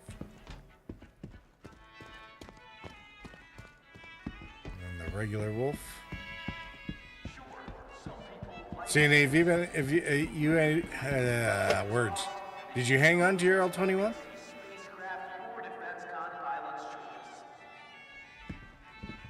I somewhat inadvertently ended up with a 22 Alpha, and I actually, it's funny, despite this having the boat kill, I actually... Yes, sir. Still got both of them. Okay. Alpha and the first one. Yeah. I ended up liking the Alpha better, which is interesting. Like, I don't love the aft cockpit design of these ships that much, although the Alpha makes it work better. And despite this having a sailboat keel, it wasn't enough to... Kind of does have that speedboat look to it too, though. I don't know. I definitely like them better than the Merlin and the Archimedes. Those ones remind me too much of like the BG racing planes of like the 1930s, where the cockpit was basically in the tail. I love both, LOL. One of my favorite small fighter. Now,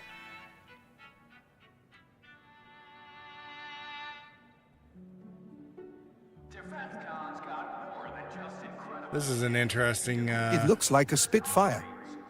It's awesome. What are you saying? LOL heresy. Heresy. Yeah, so July. So June, Alien Week. July, we're apparently getting the Basher. And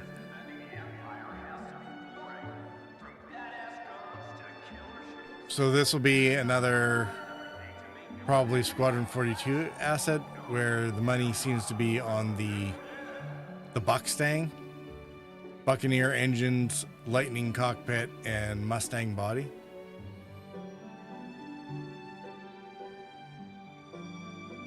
Unless it's some sort of other kit bash for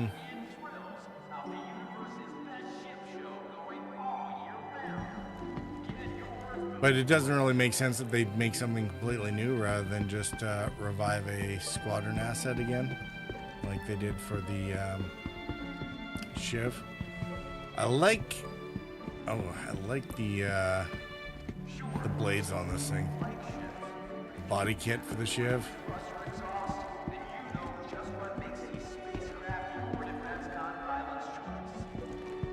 Love how Grays doesn't even have like new couches to put out on display for people to admire their Shiv.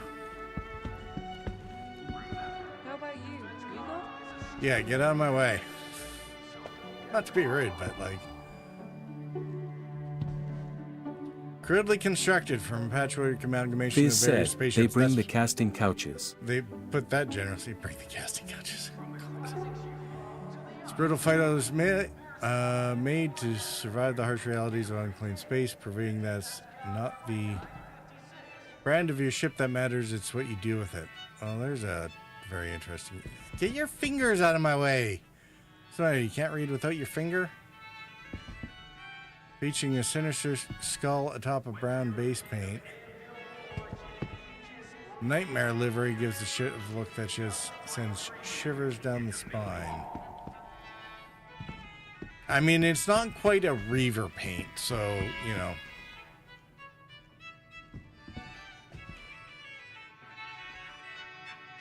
They can still do better.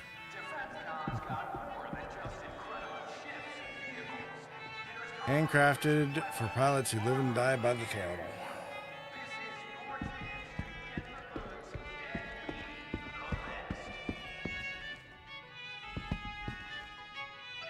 Oh, look at that. They even put down the rental dates.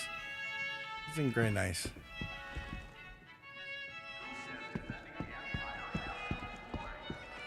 No, it's too bad that they weren't doing a script hunt.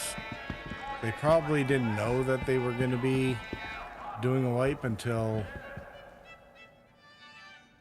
after they had the hull set out, but okay, here's the gin.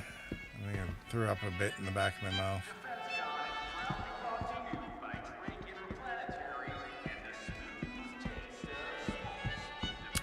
And the M50, or sorry, M80, the new heavy fighter. So 2 4s and 2 5s, according to the show today. Embrace elegance without compromising defense with the M80. Features Origin's famous sleek and sophisticated design. The ship's hull slyly hides the aggressive weapon systems that can be unfurled and unleashed on assailants at a moment's notice. Black envelopes most of the afterglow livery with orange accent lines provide a pop of color. That sounds like pretentious Origin type stuff.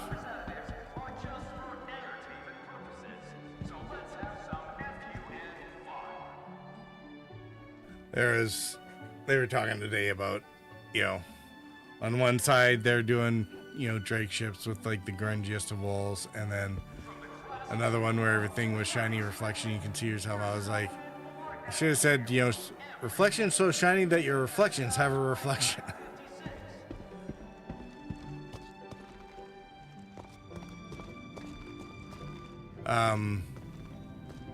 So yeah, the ramp access kind of gives it that, it's very similar to the Stinger in that respect. And I was wondering about these cubbies. Apparently the cubby is like similar to the Aurora, and that it's for the 1/8 SCU boxes, hand-carried boxes. Why you would use a heavy fighter for courier work, I don't know.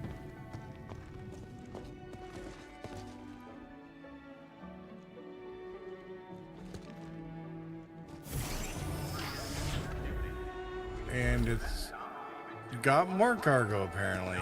What's that, room for probably a 2 SCU box?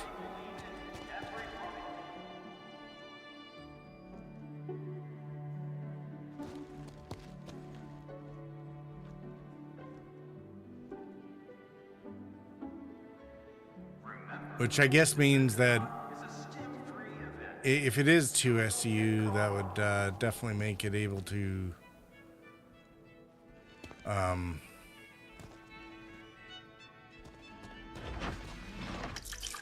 do the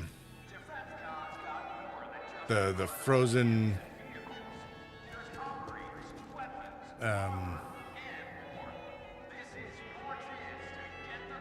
the frozen body missions or body smuggling / stolen Vandal missions, etc.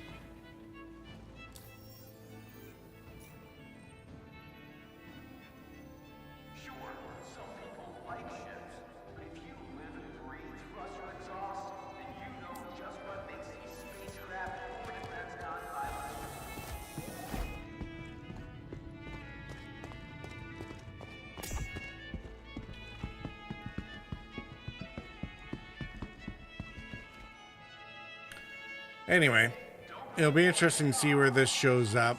The Stinger was 315, so the S7's around 300, so I guess we'll see whether this caps out over 300 because luxury origin or something. I don't know. If it's in around the 250 mark, it's going to be very crowded for CCUs in there. It already is.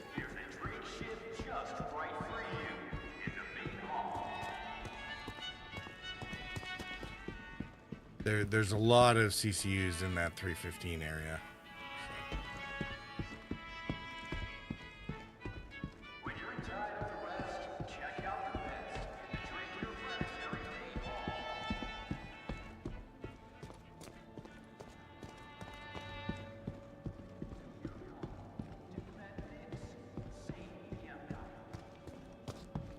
I guess the bright side is I don't need to worry too much about my starter video thing because the free fly hasn't even started yet.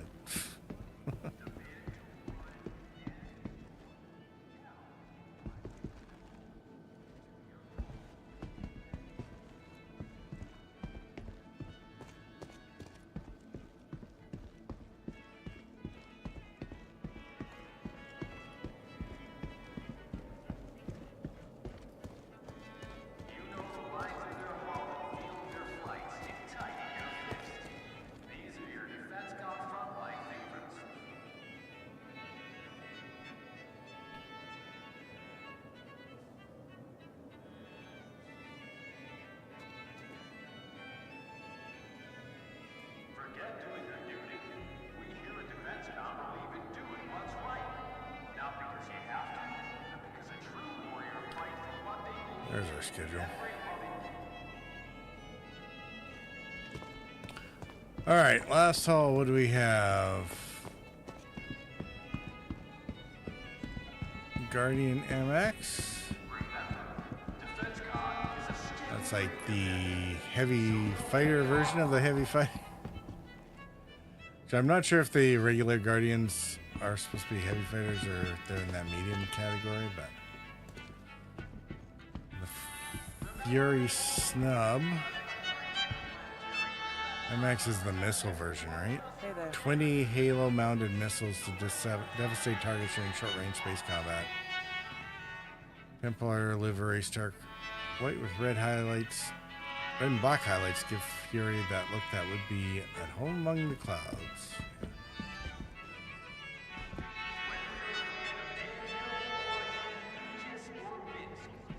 Is it really 20 missiles?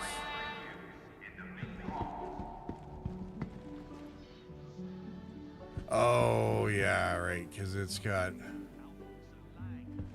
yeah, 8 size 1s and 12 size 2s, I'm guessing.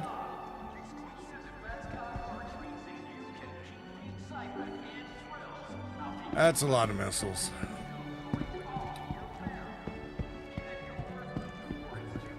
F7 SeaTac M, Hornet Mark II.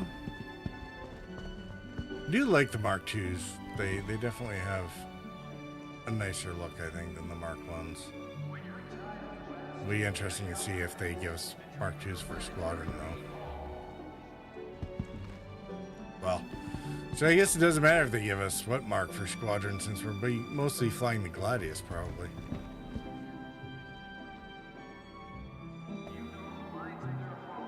Being second seat and ball turret made the truly terrifying Mark II engage.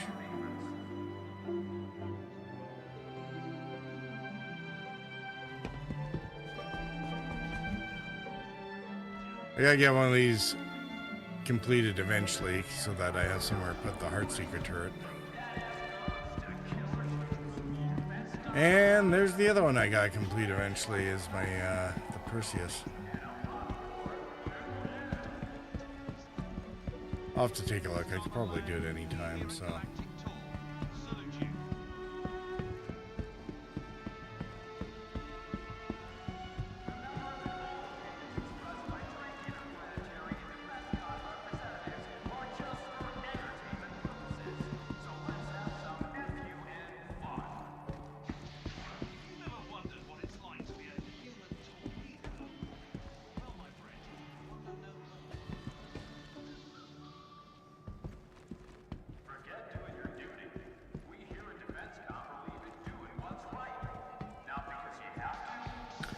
Oh, ads.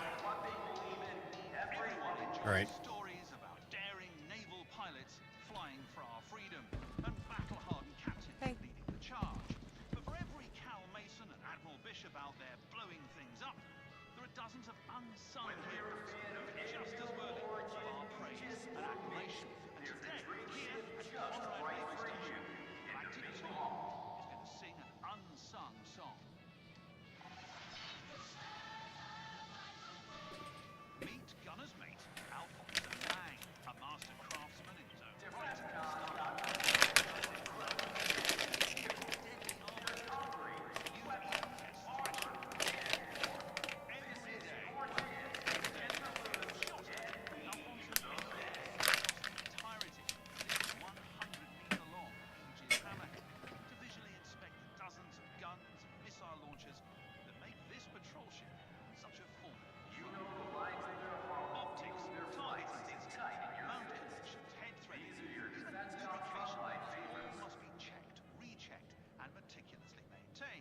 Basically, all the worst parts of operating really big and powerful guns. It's like if you wanted an elephant for a pet, Alfonso would be the guy going, yeah, that's great. DefenseCon is a STEM-free event. With the aid of advanced diagnostic tools, each of the turrets must be correctly calibrated, so that when the gunners fire at a swift-moving target, say a squad of fighters or an incoming torpedo, they actually shoot it down instead of the gun jamming them in the face. If the Aegis hammerhead is sleek, sharp, patrolling the dangerous waters, then Alfonso versus Remora stuck to its armored belly, making sure this dangerous predator stays that way. But I, for one, am damn glad to know he's there. Starman Lang, we here at Galactic Tour salute you. Remember that all opinions expressed by Drake Interplanetary and DefenseCon representatives are just for entertainment purposes. So let's have some FUN fun. You've ever wondered what it's like to be a human torpedo? Well, my friend, wonder no more. Whether you're a fan of Anvil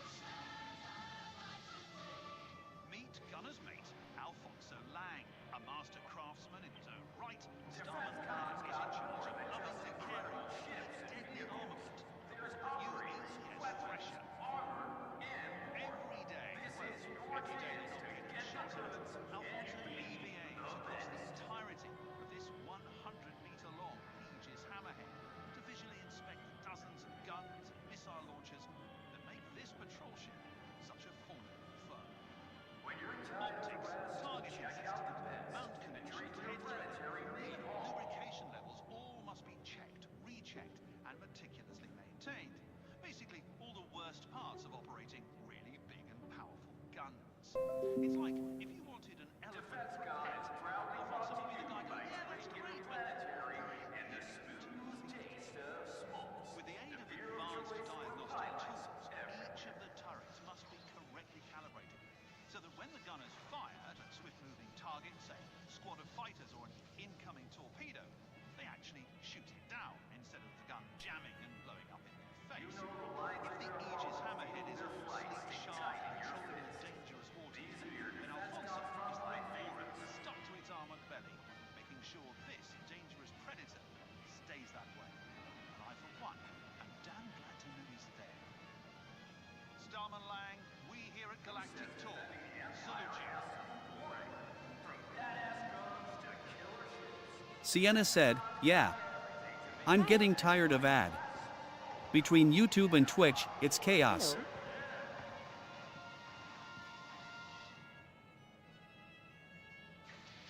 You ever wondered what it's like to be a human torpedo? Well, my friend, wonder no more. Whether you're a fan of Anvil, Origin, Aegis, or Minsk, there's a Drake ship just right for you. Luckily, I do not see ads in here thanks to the subscription. Fizz said, why you no ad block for YouTube? Twitch ads are quite hard to block because they inject them into the stream.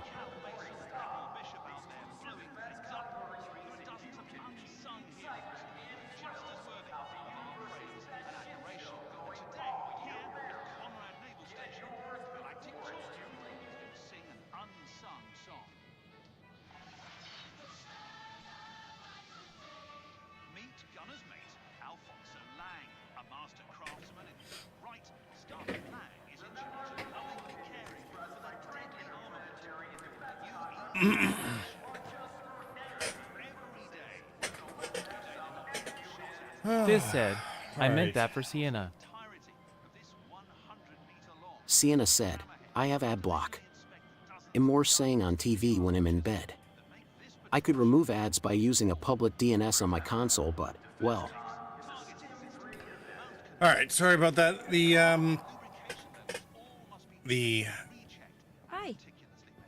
I overran the ad, so I ended up, when I went to intermission, it ran a second set. The upshot is we won't have any more ads for the rest of the stream, although that's probably because I'm going to run out of gas and have to shut it down early.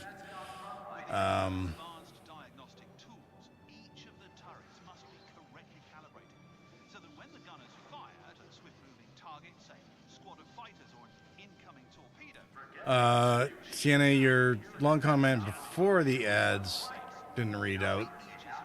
Getting worried about CCU, CIG seems to slowly but surely stop them. Been reading a lot on Spectrum about it. Not sure how the community is going to react if they pull the plug on it or make it a one-time CCU thing that they've been mentioning. The CCU game was built out of a necessity to reduce the number of help tickets that they had, I think. Or no, that was the buyback system. I think they would be pretty foolish to get rid of the CCU game. I know that if it wasn't for the CCU game, I never would have spent the amount of money I have in this game. And I'd just be buying everything in-game instead of with credit card. And it's because I can get ships down to a price where I'm less offended laying out the cash for them, right? So they've always said that when they get to 1.0 that they'll stop selling ships and that they'll give us lots of warning to finalize the CCUs for our fleets and stuff like that. However, I don't think their funding model being so reliant on ships as it is, I don't think it would benefit them very well to either stop selling ships or CCUs for ships. Now, what they decide to do is anybody's guess. Either way, we probably have until at least 2028 before 1.0 would be close to ready anyway. We're not even feature complete, and they spent 3 years putting Squadron, I think 3 years for Squadron to go through the polish phase, right? Because they announced feature complete and into polish in 2024, I think. 2023, maybe? No, it must have been 2023. So, because yeah, it was 2024 when they announced that it was going to be released 2026. So, over 3 years in, or at least 3 years in polish.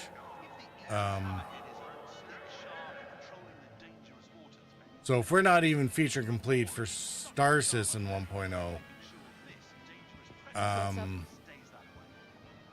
if they got feature complete by 28,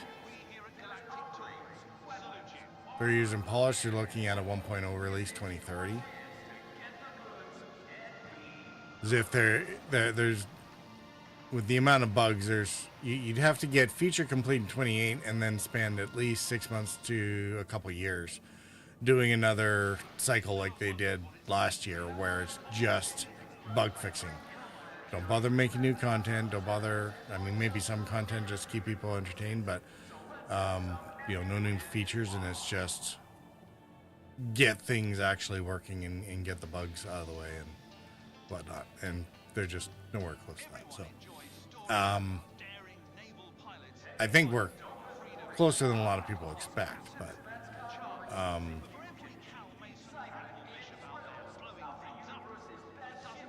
certainly not close enough that they could kick back their feet and rely on paints to fund the ongoing development and building ships and releasing content the way they do now. I mean, people like paints, but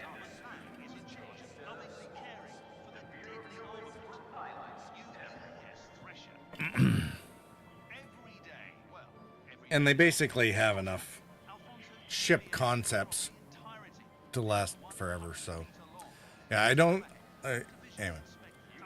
that's my thing. I don't think the CCUs are necessarily going away. I think they are trying to reduce the amount of savings that are readily accessible.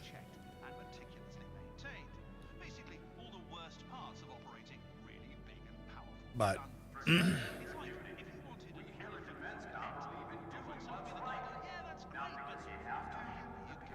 don't think it really runs to their benefit too. Certainly doesn't do our hearts any benefit to sit there and worry about what they're going to do next, because here's the thing. CIG doesn't have too much trouble in terms of getting in its own way to make money. And thank goodness for that, because otherwise they'd have had trouble funding the project at this point. So, yeah, it's no shade expressed or implied on this statement, because they're a company, they need to make money. Without the money, they don't make the game. Without the game, we don't get to play. So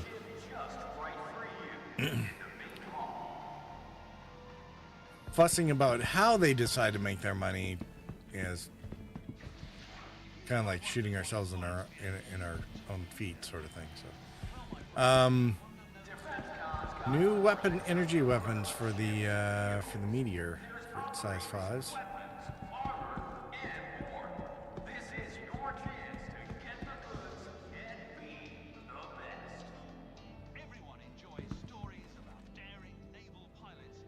I think the Kronig repeaters are part of the standard fit, isn't it? That's what this says. Didn't actually read. Packing some serious firepower, the Meteor is a sight enemies won't want to see. Taking inspiration from apparently Superman punchy ship, according to Jared. The iconic Mantis, this fighter forgoes quantum enforcement and instead features 2 bespoke S5 ballistic cannons and 4 single-load S4 missile racks. Making the meteor a force that can light up the sky like a shooting star. Optional. Hey! Dude! Echion laser repeaters is on display here. Shimmer livery. Seriously? Okay. Some people get all fussed about CIG and how they make money. This NPC crap taking up space in front of all the signs is what pisses me off. It's like, stop getting in players' way. I mean, I don't care that they outnumber us 9-1. Because we are the heroes.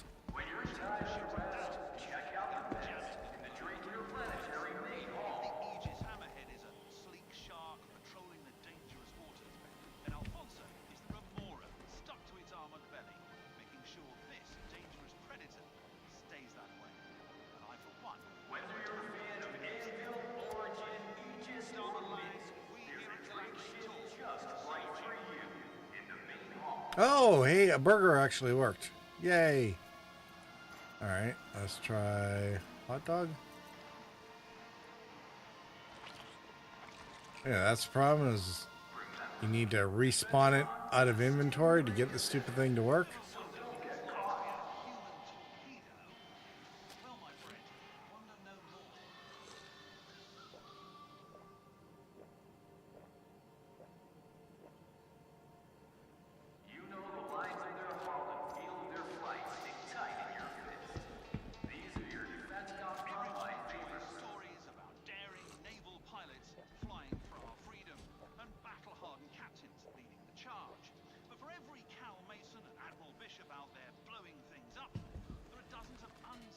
DefenseCon's got more than just incredible ships and vehicles.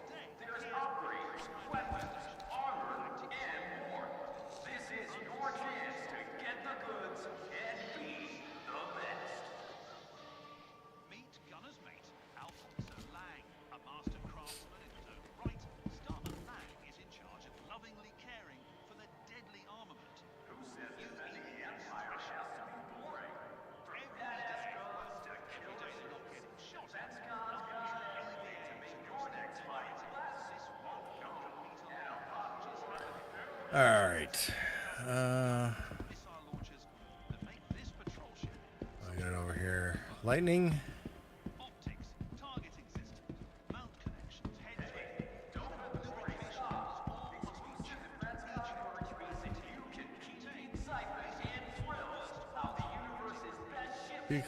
People can't read today. These vehicles employed by the proud men and women who serve in the Empire's Navy inspire off than the legendary F-8 Lightning. Forced to be reckoned with, the F-8 has secured humanity's freedoms from numerous threats at home and countless times. Now the same next generation space superiority fighter is available to become part of your personal fleet with the Anvil F-8C civilian variant. Got a classic profile through any battlefield with a Stormfire livery for the Anvil's new F-8C Lightning, featuring triple-coated Calding paint for a variety of atmospheres and conditions. A sleek platinum look keep you looking good for years to come. Is that new paint or is that just...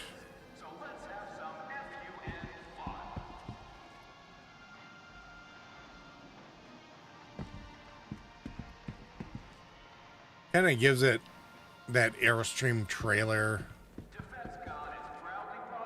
like 60s riveted, sprayed down with WD-40 because paint is too heavy kind of thing. The F-104 Starfighter or whatever. So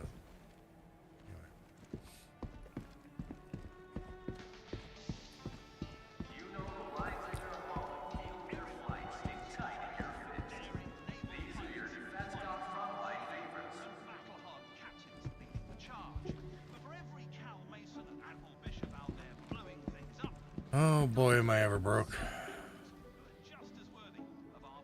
I was actually kind of surprised that I only started with 35,000 because I'll have to check my entitlements. I was pretty sure there was something that give me a little bit more than that, but that's what I get for not doing the tutorial mission right away. All right. Flight blades. The Shiv TSP. Okay. So they are available in game. Yeah, all the new ones. Jesus Christ. $3.5 million for the flight blade? Hey. You could almost buy your own anvil or character for that. I'm not actually sure what the in-game price of the character is,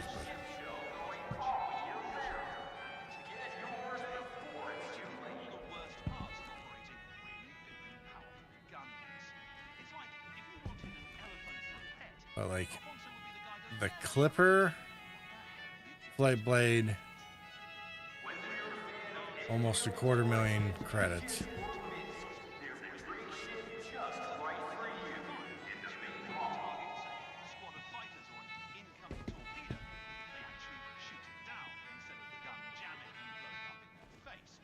Over $500,000 for the Shivs.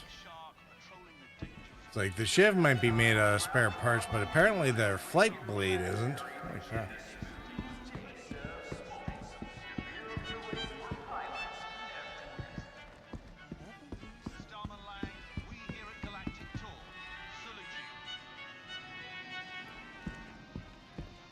Feel like they have Jax running in the background there.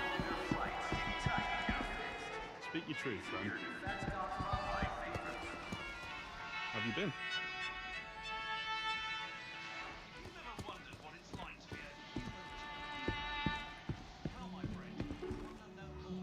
Now, them talking about human torpedo is actually kind of funny because I was watching some folks do the initial walkarounds on the ironclads, and they actually fell into the missile or torpedo tube, the vertical launch system torpedo tube.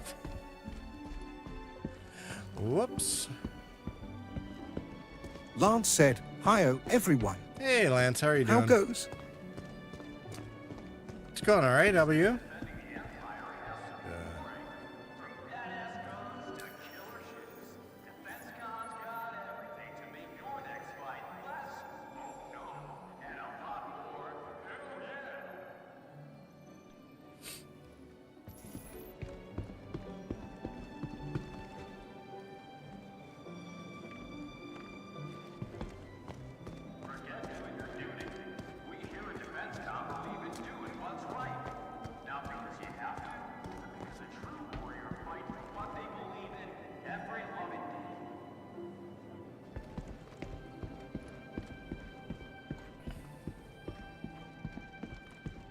Yeah, Lance, things are going well. We're just kind of wrapping up the tour here. Actually, I'm going to have to go rent my ship so that they're available, but I think I actually might punch out the stream here early.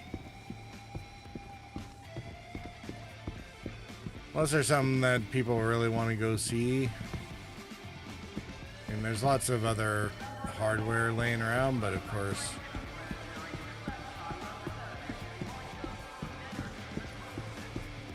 beginning of the patch, so after wipe, the 2 cash for to buy things. Ballistic Gatling for the Nova Talk, I think. Display only. Guess we're not allowed to buy off the store floor here. I have to go to wherever they're actually available at.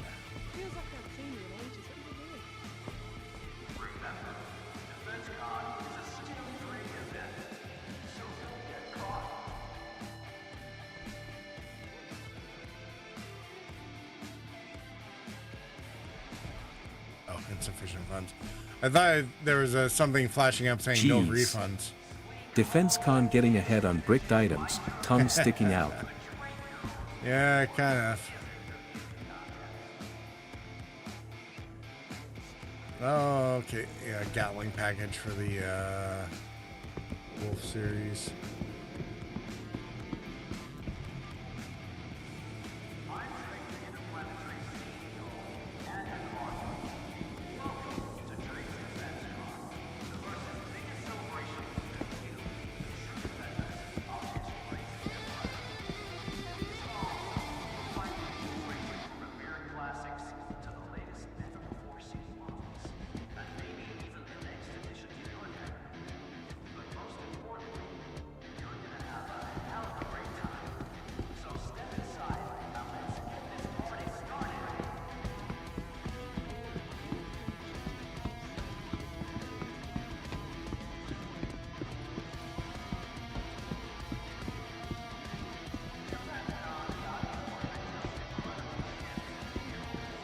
It is nice seeing that the NPCs aren't freaking out about all the dead bodies anymore and going into full-blown defense mode. Well, I do wonder about the players that keep leaving themselves laying around all look like broken mannequins.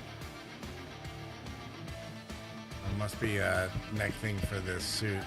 Look like they're like half decapitated. Some people's children. Sienna said they're like just another day in the hood. Lolo. Yeah, something like that, yeah.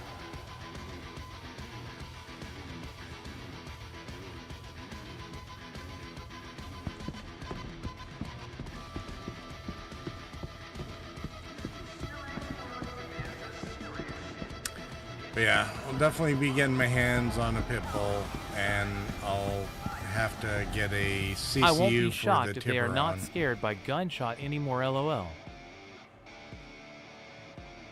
I think they're scared by the gunshots and they'll cover and run. It's just that they're not holding that state forever the way they used to be. Lance said, all those folks getting drunk off of cruise.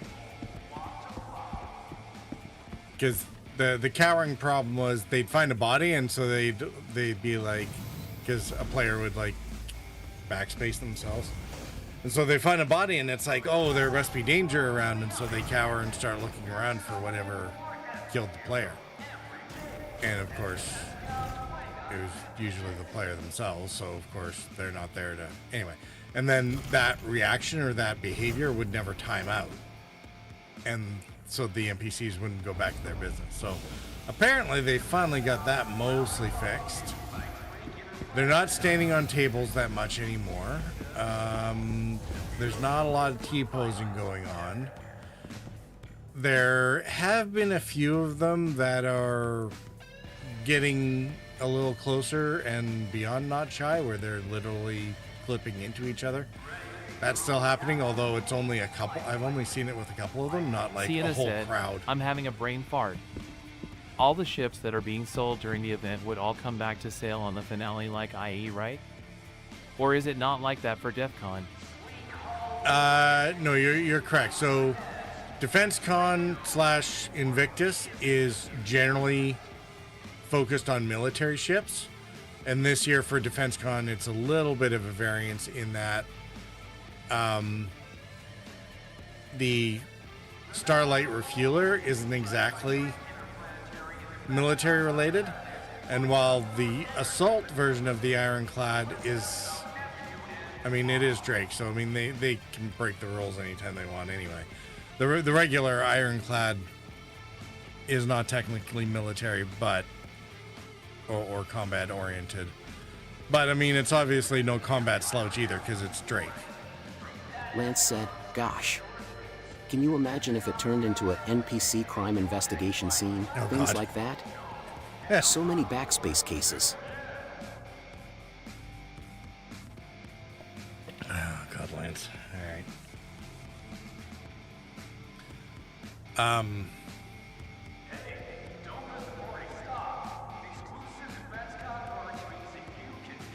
But yeah, so that's why we're getting the M80 heavy fighter. That's why they're revealing the Odin. The Ironclads being Drake is Drake, right? So,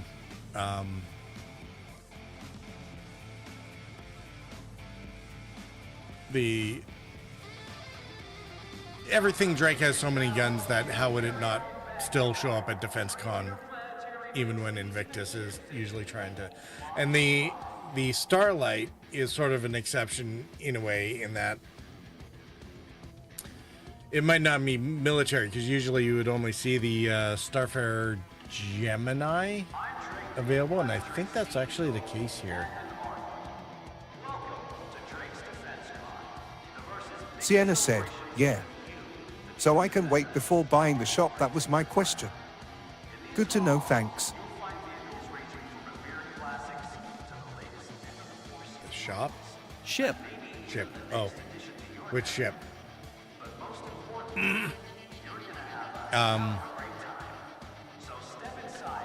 Yeah, so Invictus and DefenseCon, I mean, like I said, Drake's kind of the exception because it's Drake. Everything has enough guns to be combat.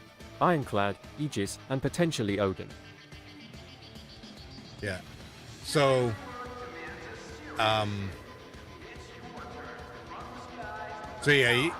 not every ship is available during Invictus/DefenseCon. It's mostly combat focused ships. So we won't, we're definitely not seeing, like, there's no regular Starfarer, there's just the Gemini, because that's the militarized version of it. And it's actually not supposed to be MISC, it's supposed to be Aegis, but people get confused by that, I guess. So,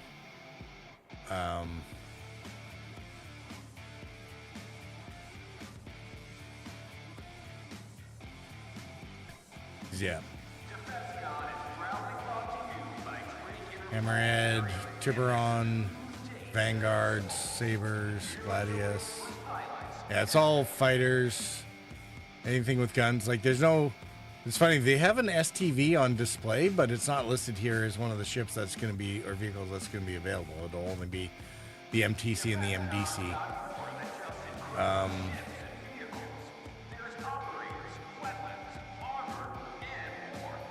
Yeah, only the Freelancer Miss, the missile variant, is up. The Freelancer series. Although it's interesting, they have the Max as well as the TAC available. That's maybe that's a deferral to the fact that the regular Ironclad is available on this one as well. Anyway, so you can see it's mostly military or combat focused ships.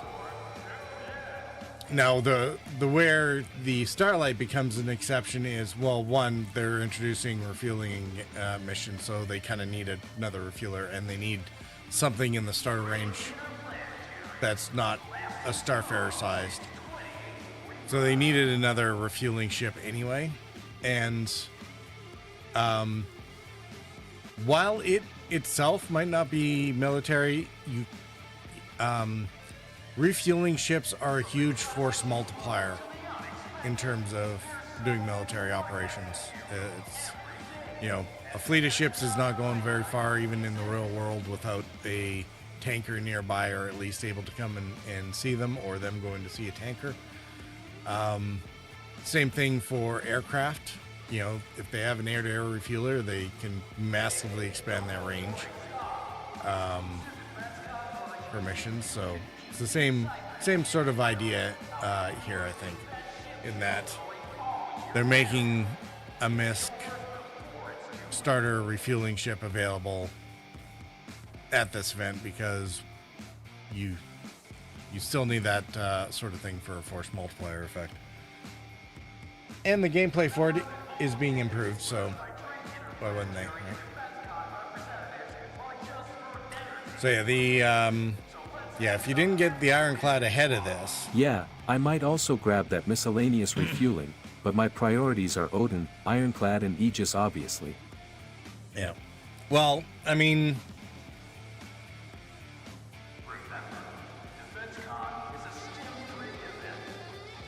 we have...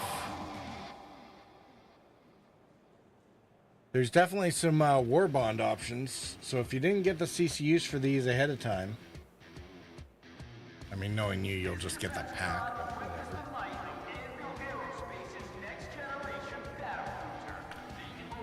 You can get the Bulldog, or sorry, the... God damn it. Oh, now I'm doing it. The Pitbull makes a half-decent LTI token. Like $5 off of either 55 or 60. And you can take a look at, like, the Shiv is on Warbond, so there's $15 there that you could get.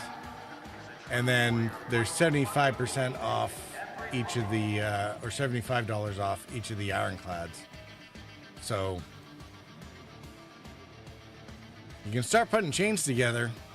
Whether or not you get enough of them during Invictus,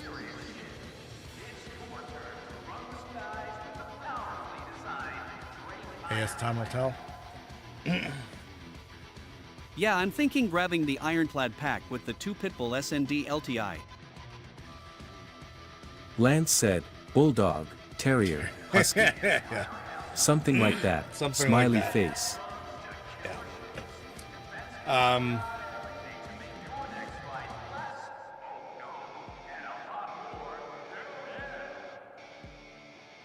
Is there a pack with 2 pit bulls? I saw one that was, I think, the assault with 4 pit bulls.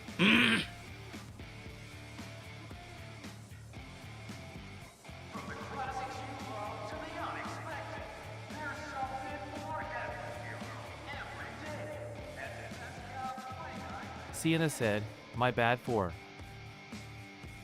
I can't I type mean, is all. It's even worse.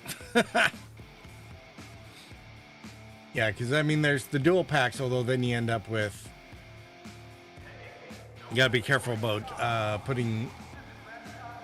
using packs like that for CCUs, because you can end up, if you put 2 ships on there and upgrade them and get over $1,000 between the 2 ships of value, then you have a harder time transferring them if you ever wanted to gift them to somebody.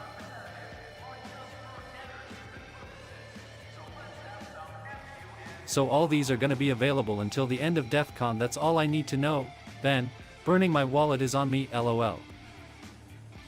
Yeah, so there's the dual pack, or there's the assault plus 4 of the pit bulls. To me, it seems a little bit insane.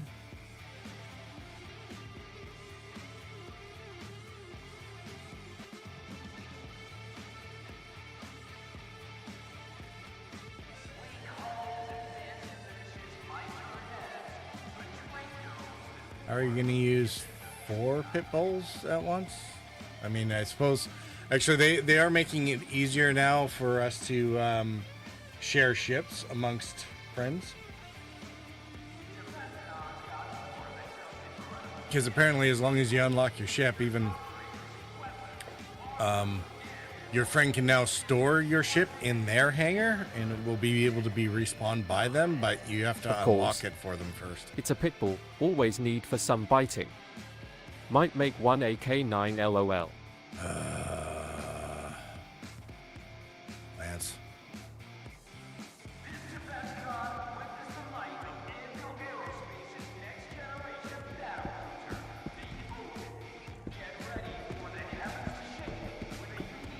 It's funny. I was always very tempted to get the Fury because there's a lot of it.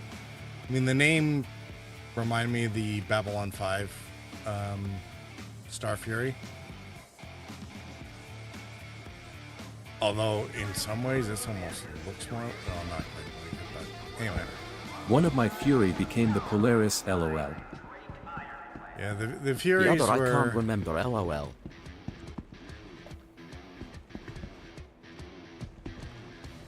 There were ways that the Furies kind of remind me of. I mean, they're kind of like a cross between the Babylon 5 Star Furies and, I don't know, maybe a TIE Fighter.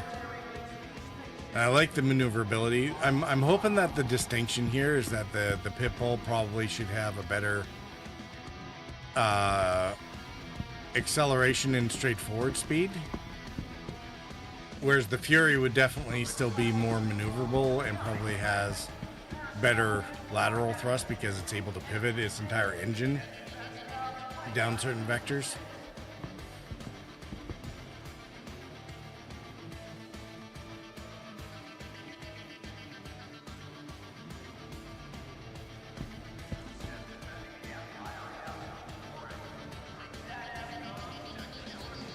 And it's actually a huge bonus too that they decided to make the assault. They decided to give it its hangar services to everything on the cargo grid, and not just for ground vehicles. I mean, everyone was going to try and do it anyway, so it's kind of good that they decided to get ahead of that curve and just go ahead and put it in there. Definitely makes it a far more viable ship, especially for the price increase. And it probably speaks well for where the Liberator is going to end up.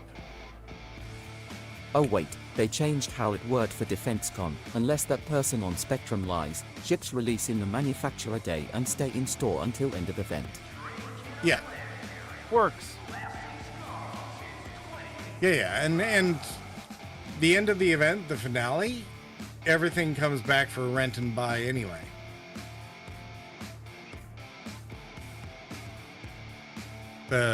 Oh, that's awesomely bad for my wallet, lol. I mean, it's not for me because the only thing I buy during the event is the 24-hour war bonds, the CCUs. So far, the Corsairs stepped on. They had a 400i CCU a little while ago that filled the same gap that the Corsair was in, and I already have all the ironclad pieces I need. And I re-got them out of buybacks before the event, so I already hit my wallet for the month for that. I have a strong feeling I'm gonna receive another email. You know, these emails. Yeah, well, LOL. I know I will, although I might have to ask special permission because the problem for me is I'm very cash poor until the end of the month. And so, like, the day after this event ends, I might actually have some cash to put into some stuff. So it's like, well, can I wait? I don't really want to have to wait for... I was poor when they first announced Ironclad. Now I have a job, so I can finally treat myself. Yeah.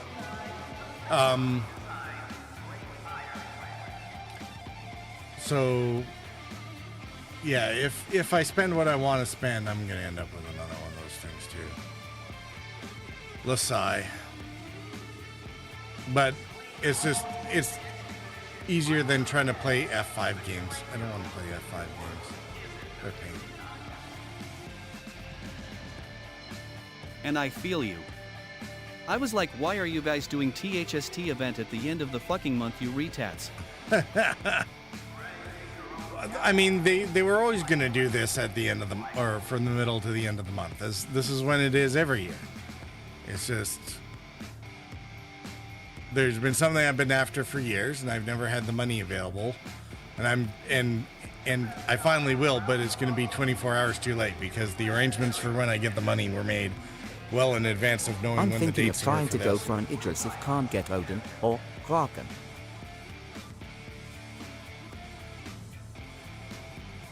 Yeah. So, fun times.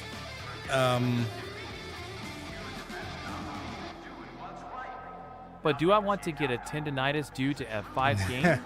Well, you can't really, because basically as soon as the clock ticks over, I actually took a look at that earlier this morning, or maybe it was yesterday, I think, and I hit F5 at exactly the right time, and 3 out of the 4 limited hull things were available.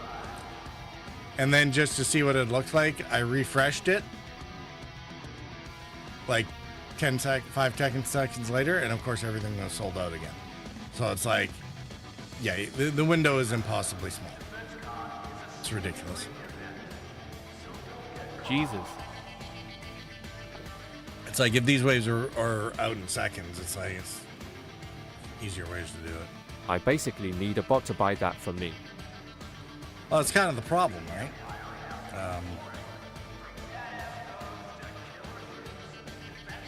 Which I don't mind buying one for it, LOL. Yeah. Let's go to other means.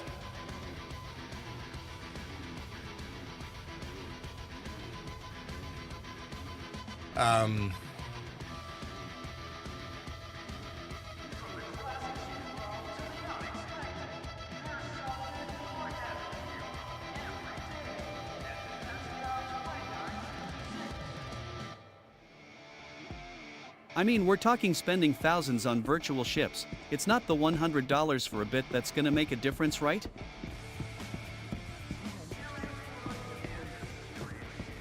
I mean, you would think, yeah, something like that. Bot.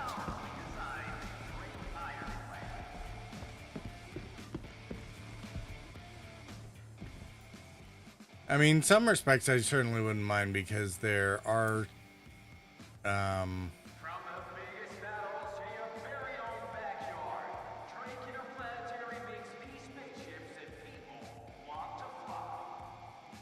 theoretically, for me, the F5 game would be a little bit cheaper because I have a lot of the other things anyway.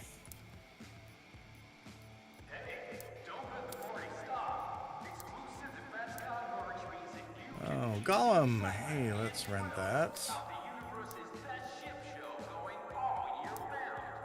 Harold, I don't really care, but we'll rent it anyway because we've always got to rent everything. Ha, that's a Javiona talk.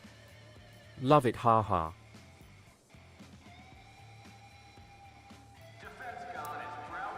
Ooh.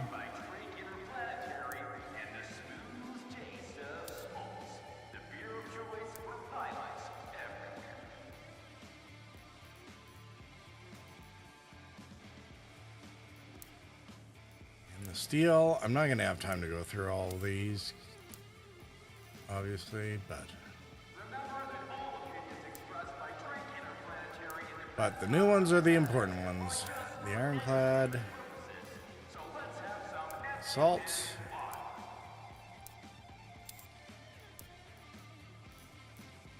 and the pit bull.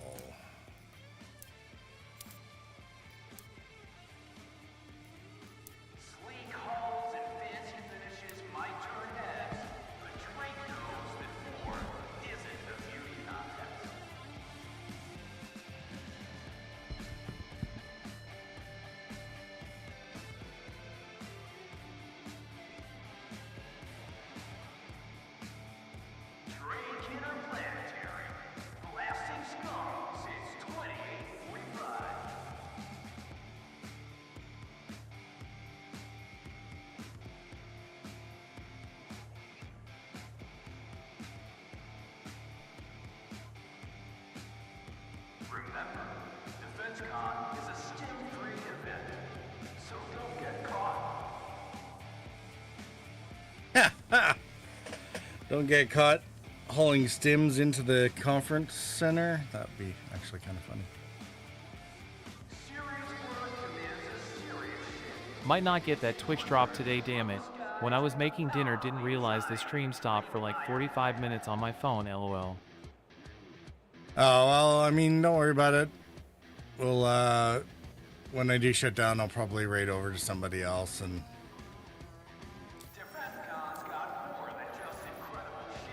And it will remember how much time. I mean, it's over 10, is it another 12 days to watch for 4 hours, so I'm sure you'll get it eventually.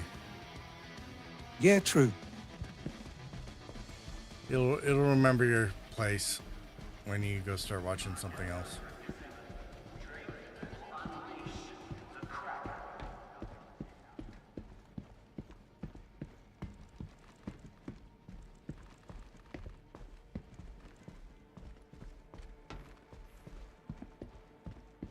While this year's party is only getting started, it's never too early to get a glimpse at what's ahead. Mark your calendars now. At DefenseCon 2957, Drake will unleash the Kraken.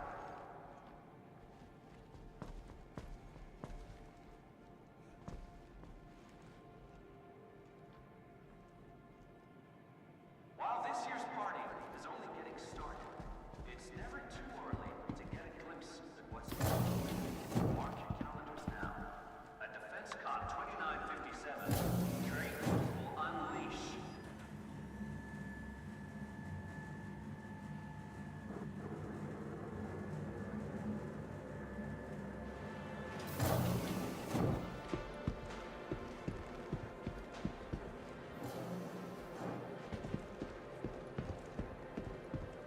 Next time I wake up on my habs, I need to try and remember to grab a coffee mug.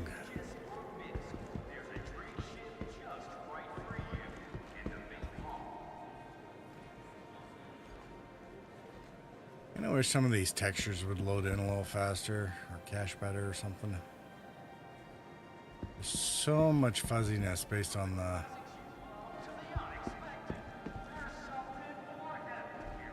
distances.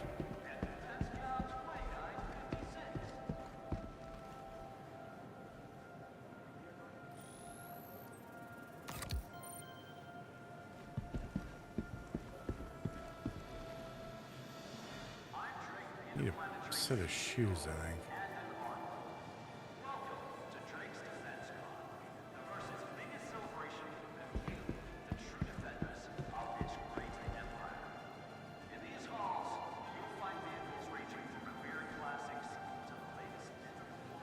I probably should have grabbed them while I was at the Bridges retail zone.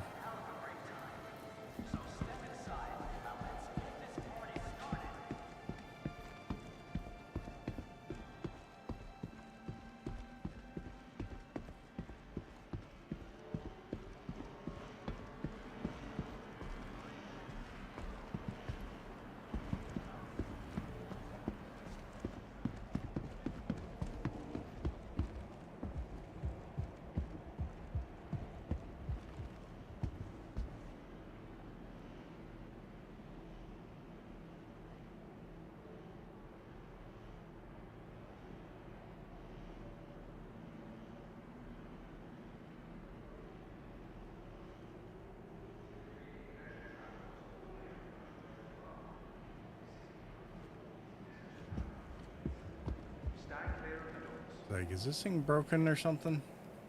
Just slow.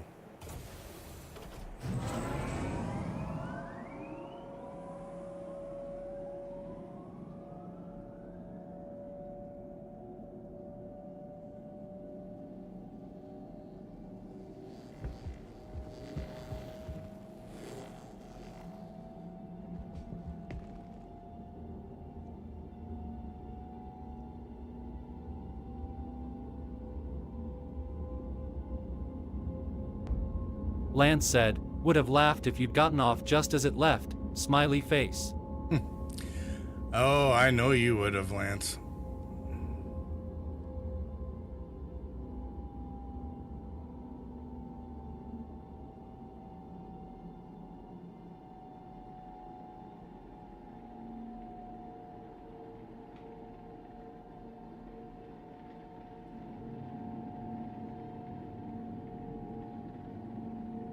Okay, the other funny part's going to be if I change out of my flight suit and suffocate in a random atmosphereless spot while I'm wandering around the convention center. I mean, that might explain some of the bodies.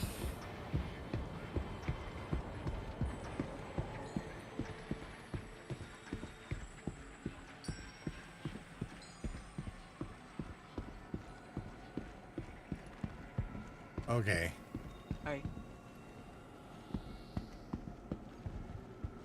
Are you the keymaster or the gatekeeper?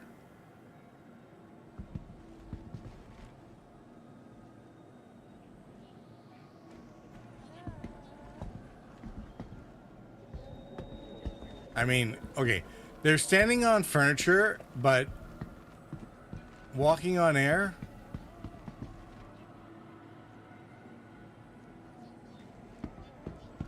I really can't believe he's so free.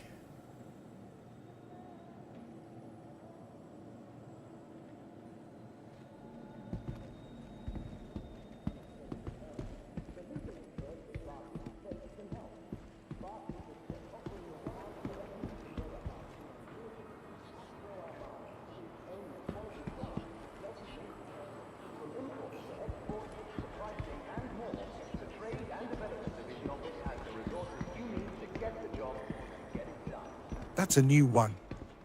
Let's go, sir. Tongue sticking out.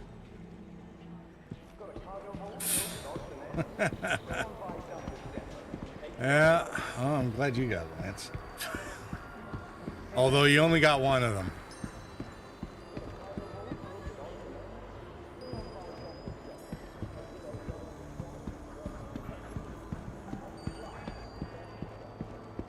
I think Casaba's is over here. Welcome to IO North Tower, Area 18's Premier Centre for Business Development. Please consult any of our associates for help or rental opportunities.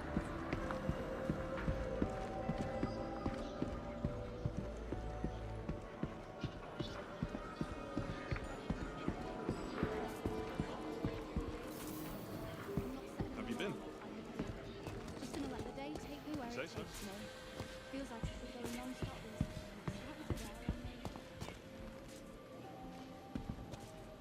recently. Okay, we don't need fuzzy boots.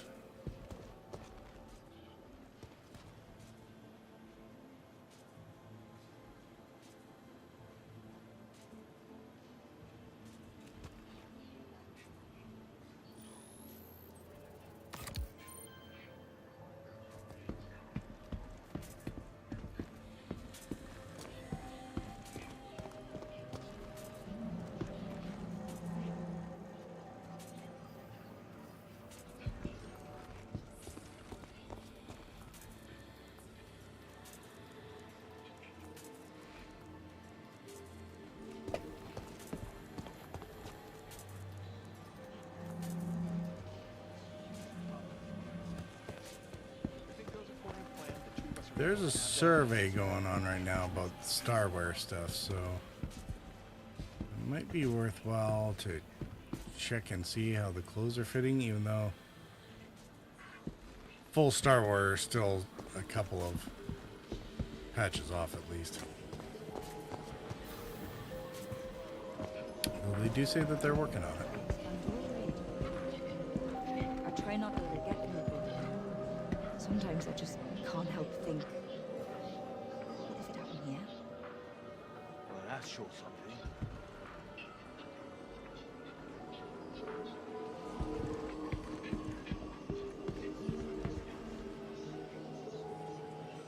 So habitual to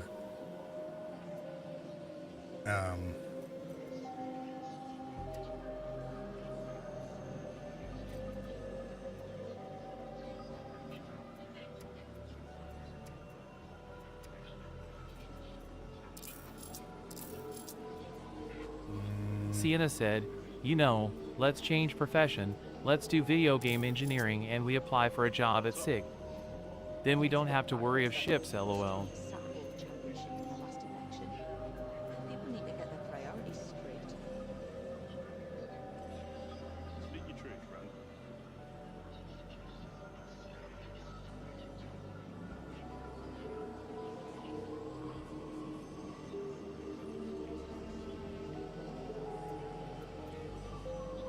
And you can finally implement the correct ship labeling, lol.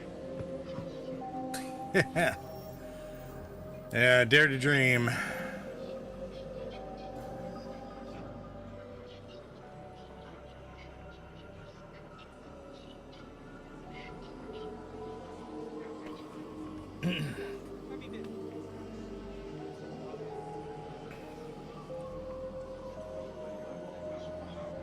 Well, the lighting in here is interesting.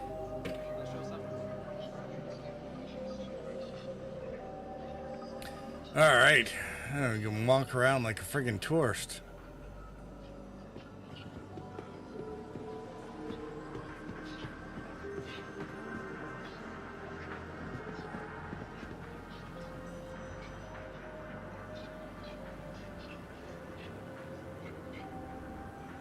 Lance said, I mean, it'd be a blast for a job.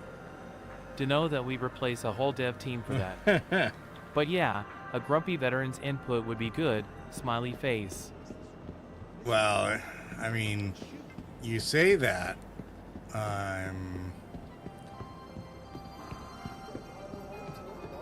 There's a few of them I'd probably scare too much and they'd be paralyzed by fear.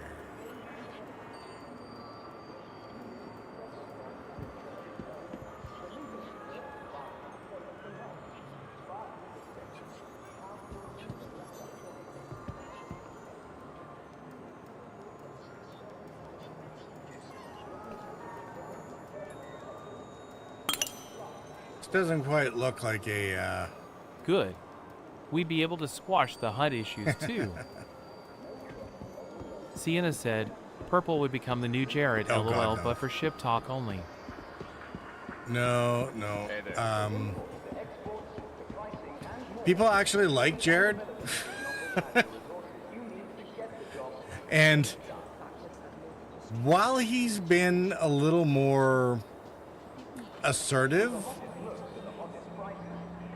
about not putting up with as much crap from certain elements of the community. He's still far more diplomatic than I think I would ever be, so.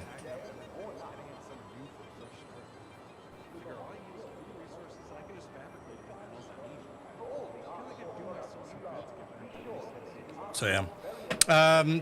Sienna, what are you thinking for tomorrow? I'm just assuming you can get the API error cleared.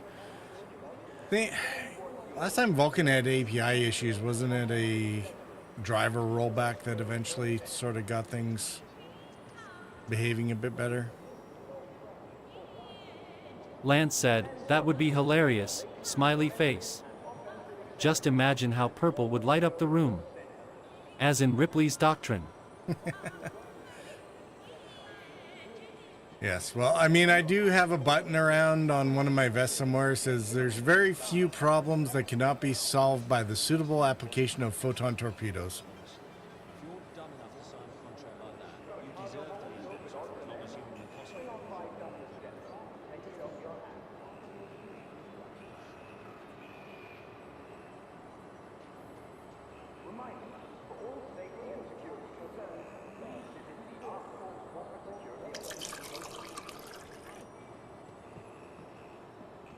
Sienna said, haven't updated my driver in a while.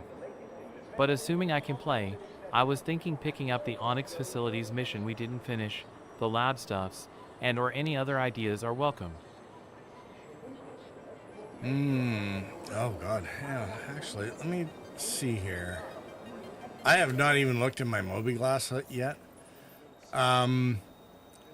Here's the thing about the Onyx facilities. We basically have to start over because all the reputation was wiped in addition to everything else, eh? If you're dumb enough to sign a contract like that, you deserve to be indentured for as long as humanly possible. Got no rep anywhere with anybody. Oh yes, I forgot the wipe for a sec.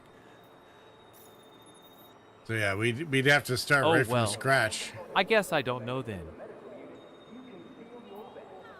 Oh man, we gotta redo bounty hunting. Ooh, courier, what do we got? Entry level courier. Ferry delivery to Sin. I mean, we can crew a Polaris to clear that Godspeed, lol. Quarter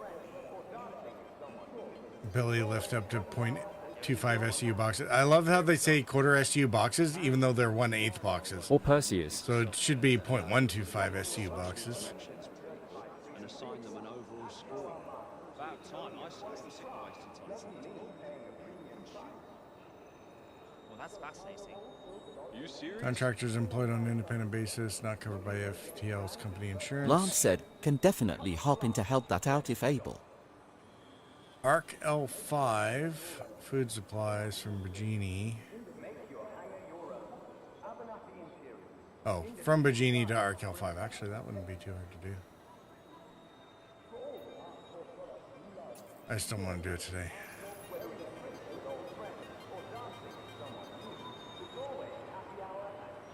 Yeah, I mean,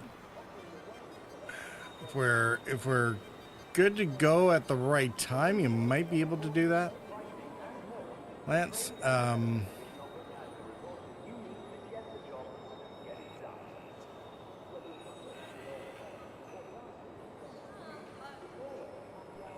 think Sienna's usually not ready to go until after your... It runs up pretty tight against your work window. Hey. We'll see. Sienna said, no, I can be ready around 4 to 5 tomorrow. Oh, really? Even earlier if needed.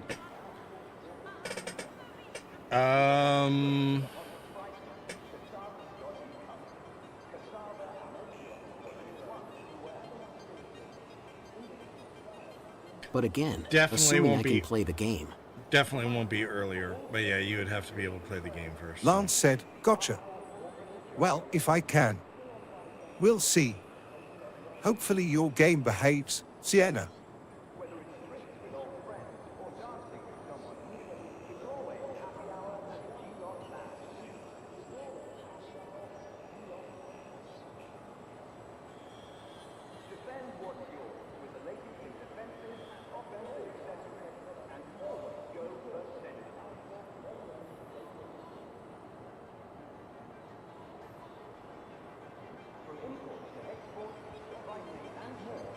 Sienna said, yeah, thanks Lance, I hope so too. From what I've read, it a server backends issue, so nothing I can do tbh.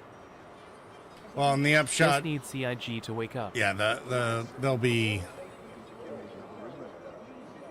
I think it's going to be a very busy weekend for them because they want to get this free fly going. So whatever instabilities that they're having with the back end servers, they're going to want to get rectified. They can't have things like the API errors and various other things screwing everything tell me up. a bit about what's going on with you.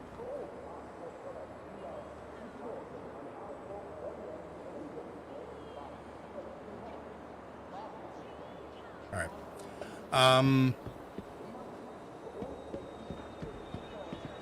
Oh God. Yeah, I can't.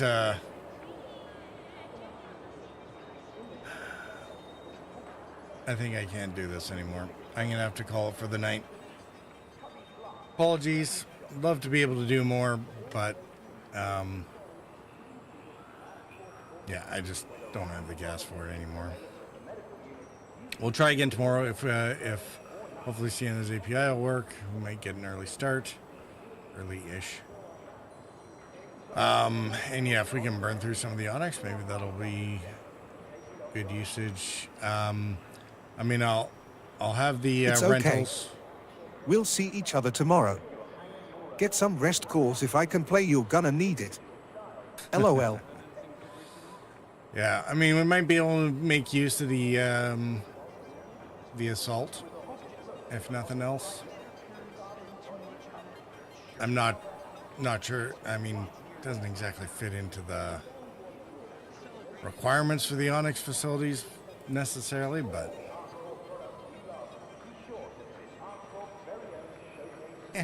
we'll see. Lance said, no worries, Purple.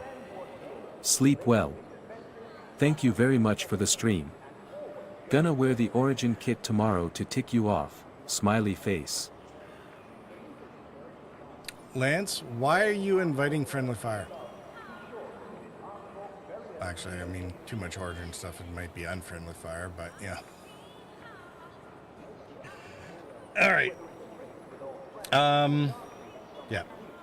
I'm out of here. Rolling credits. Thanks for coming by and chatting, and for Sienna said, all right, getting the Percy ready to obliterate Lance. as usual, if you're over on Twitch, hang out and we'll Lance said, haha.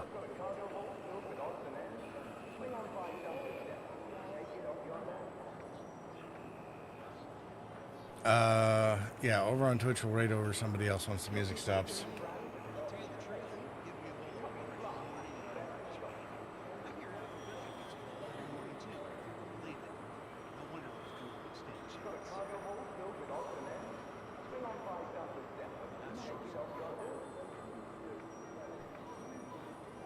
There we go. All right, catch y'all later. Peace out.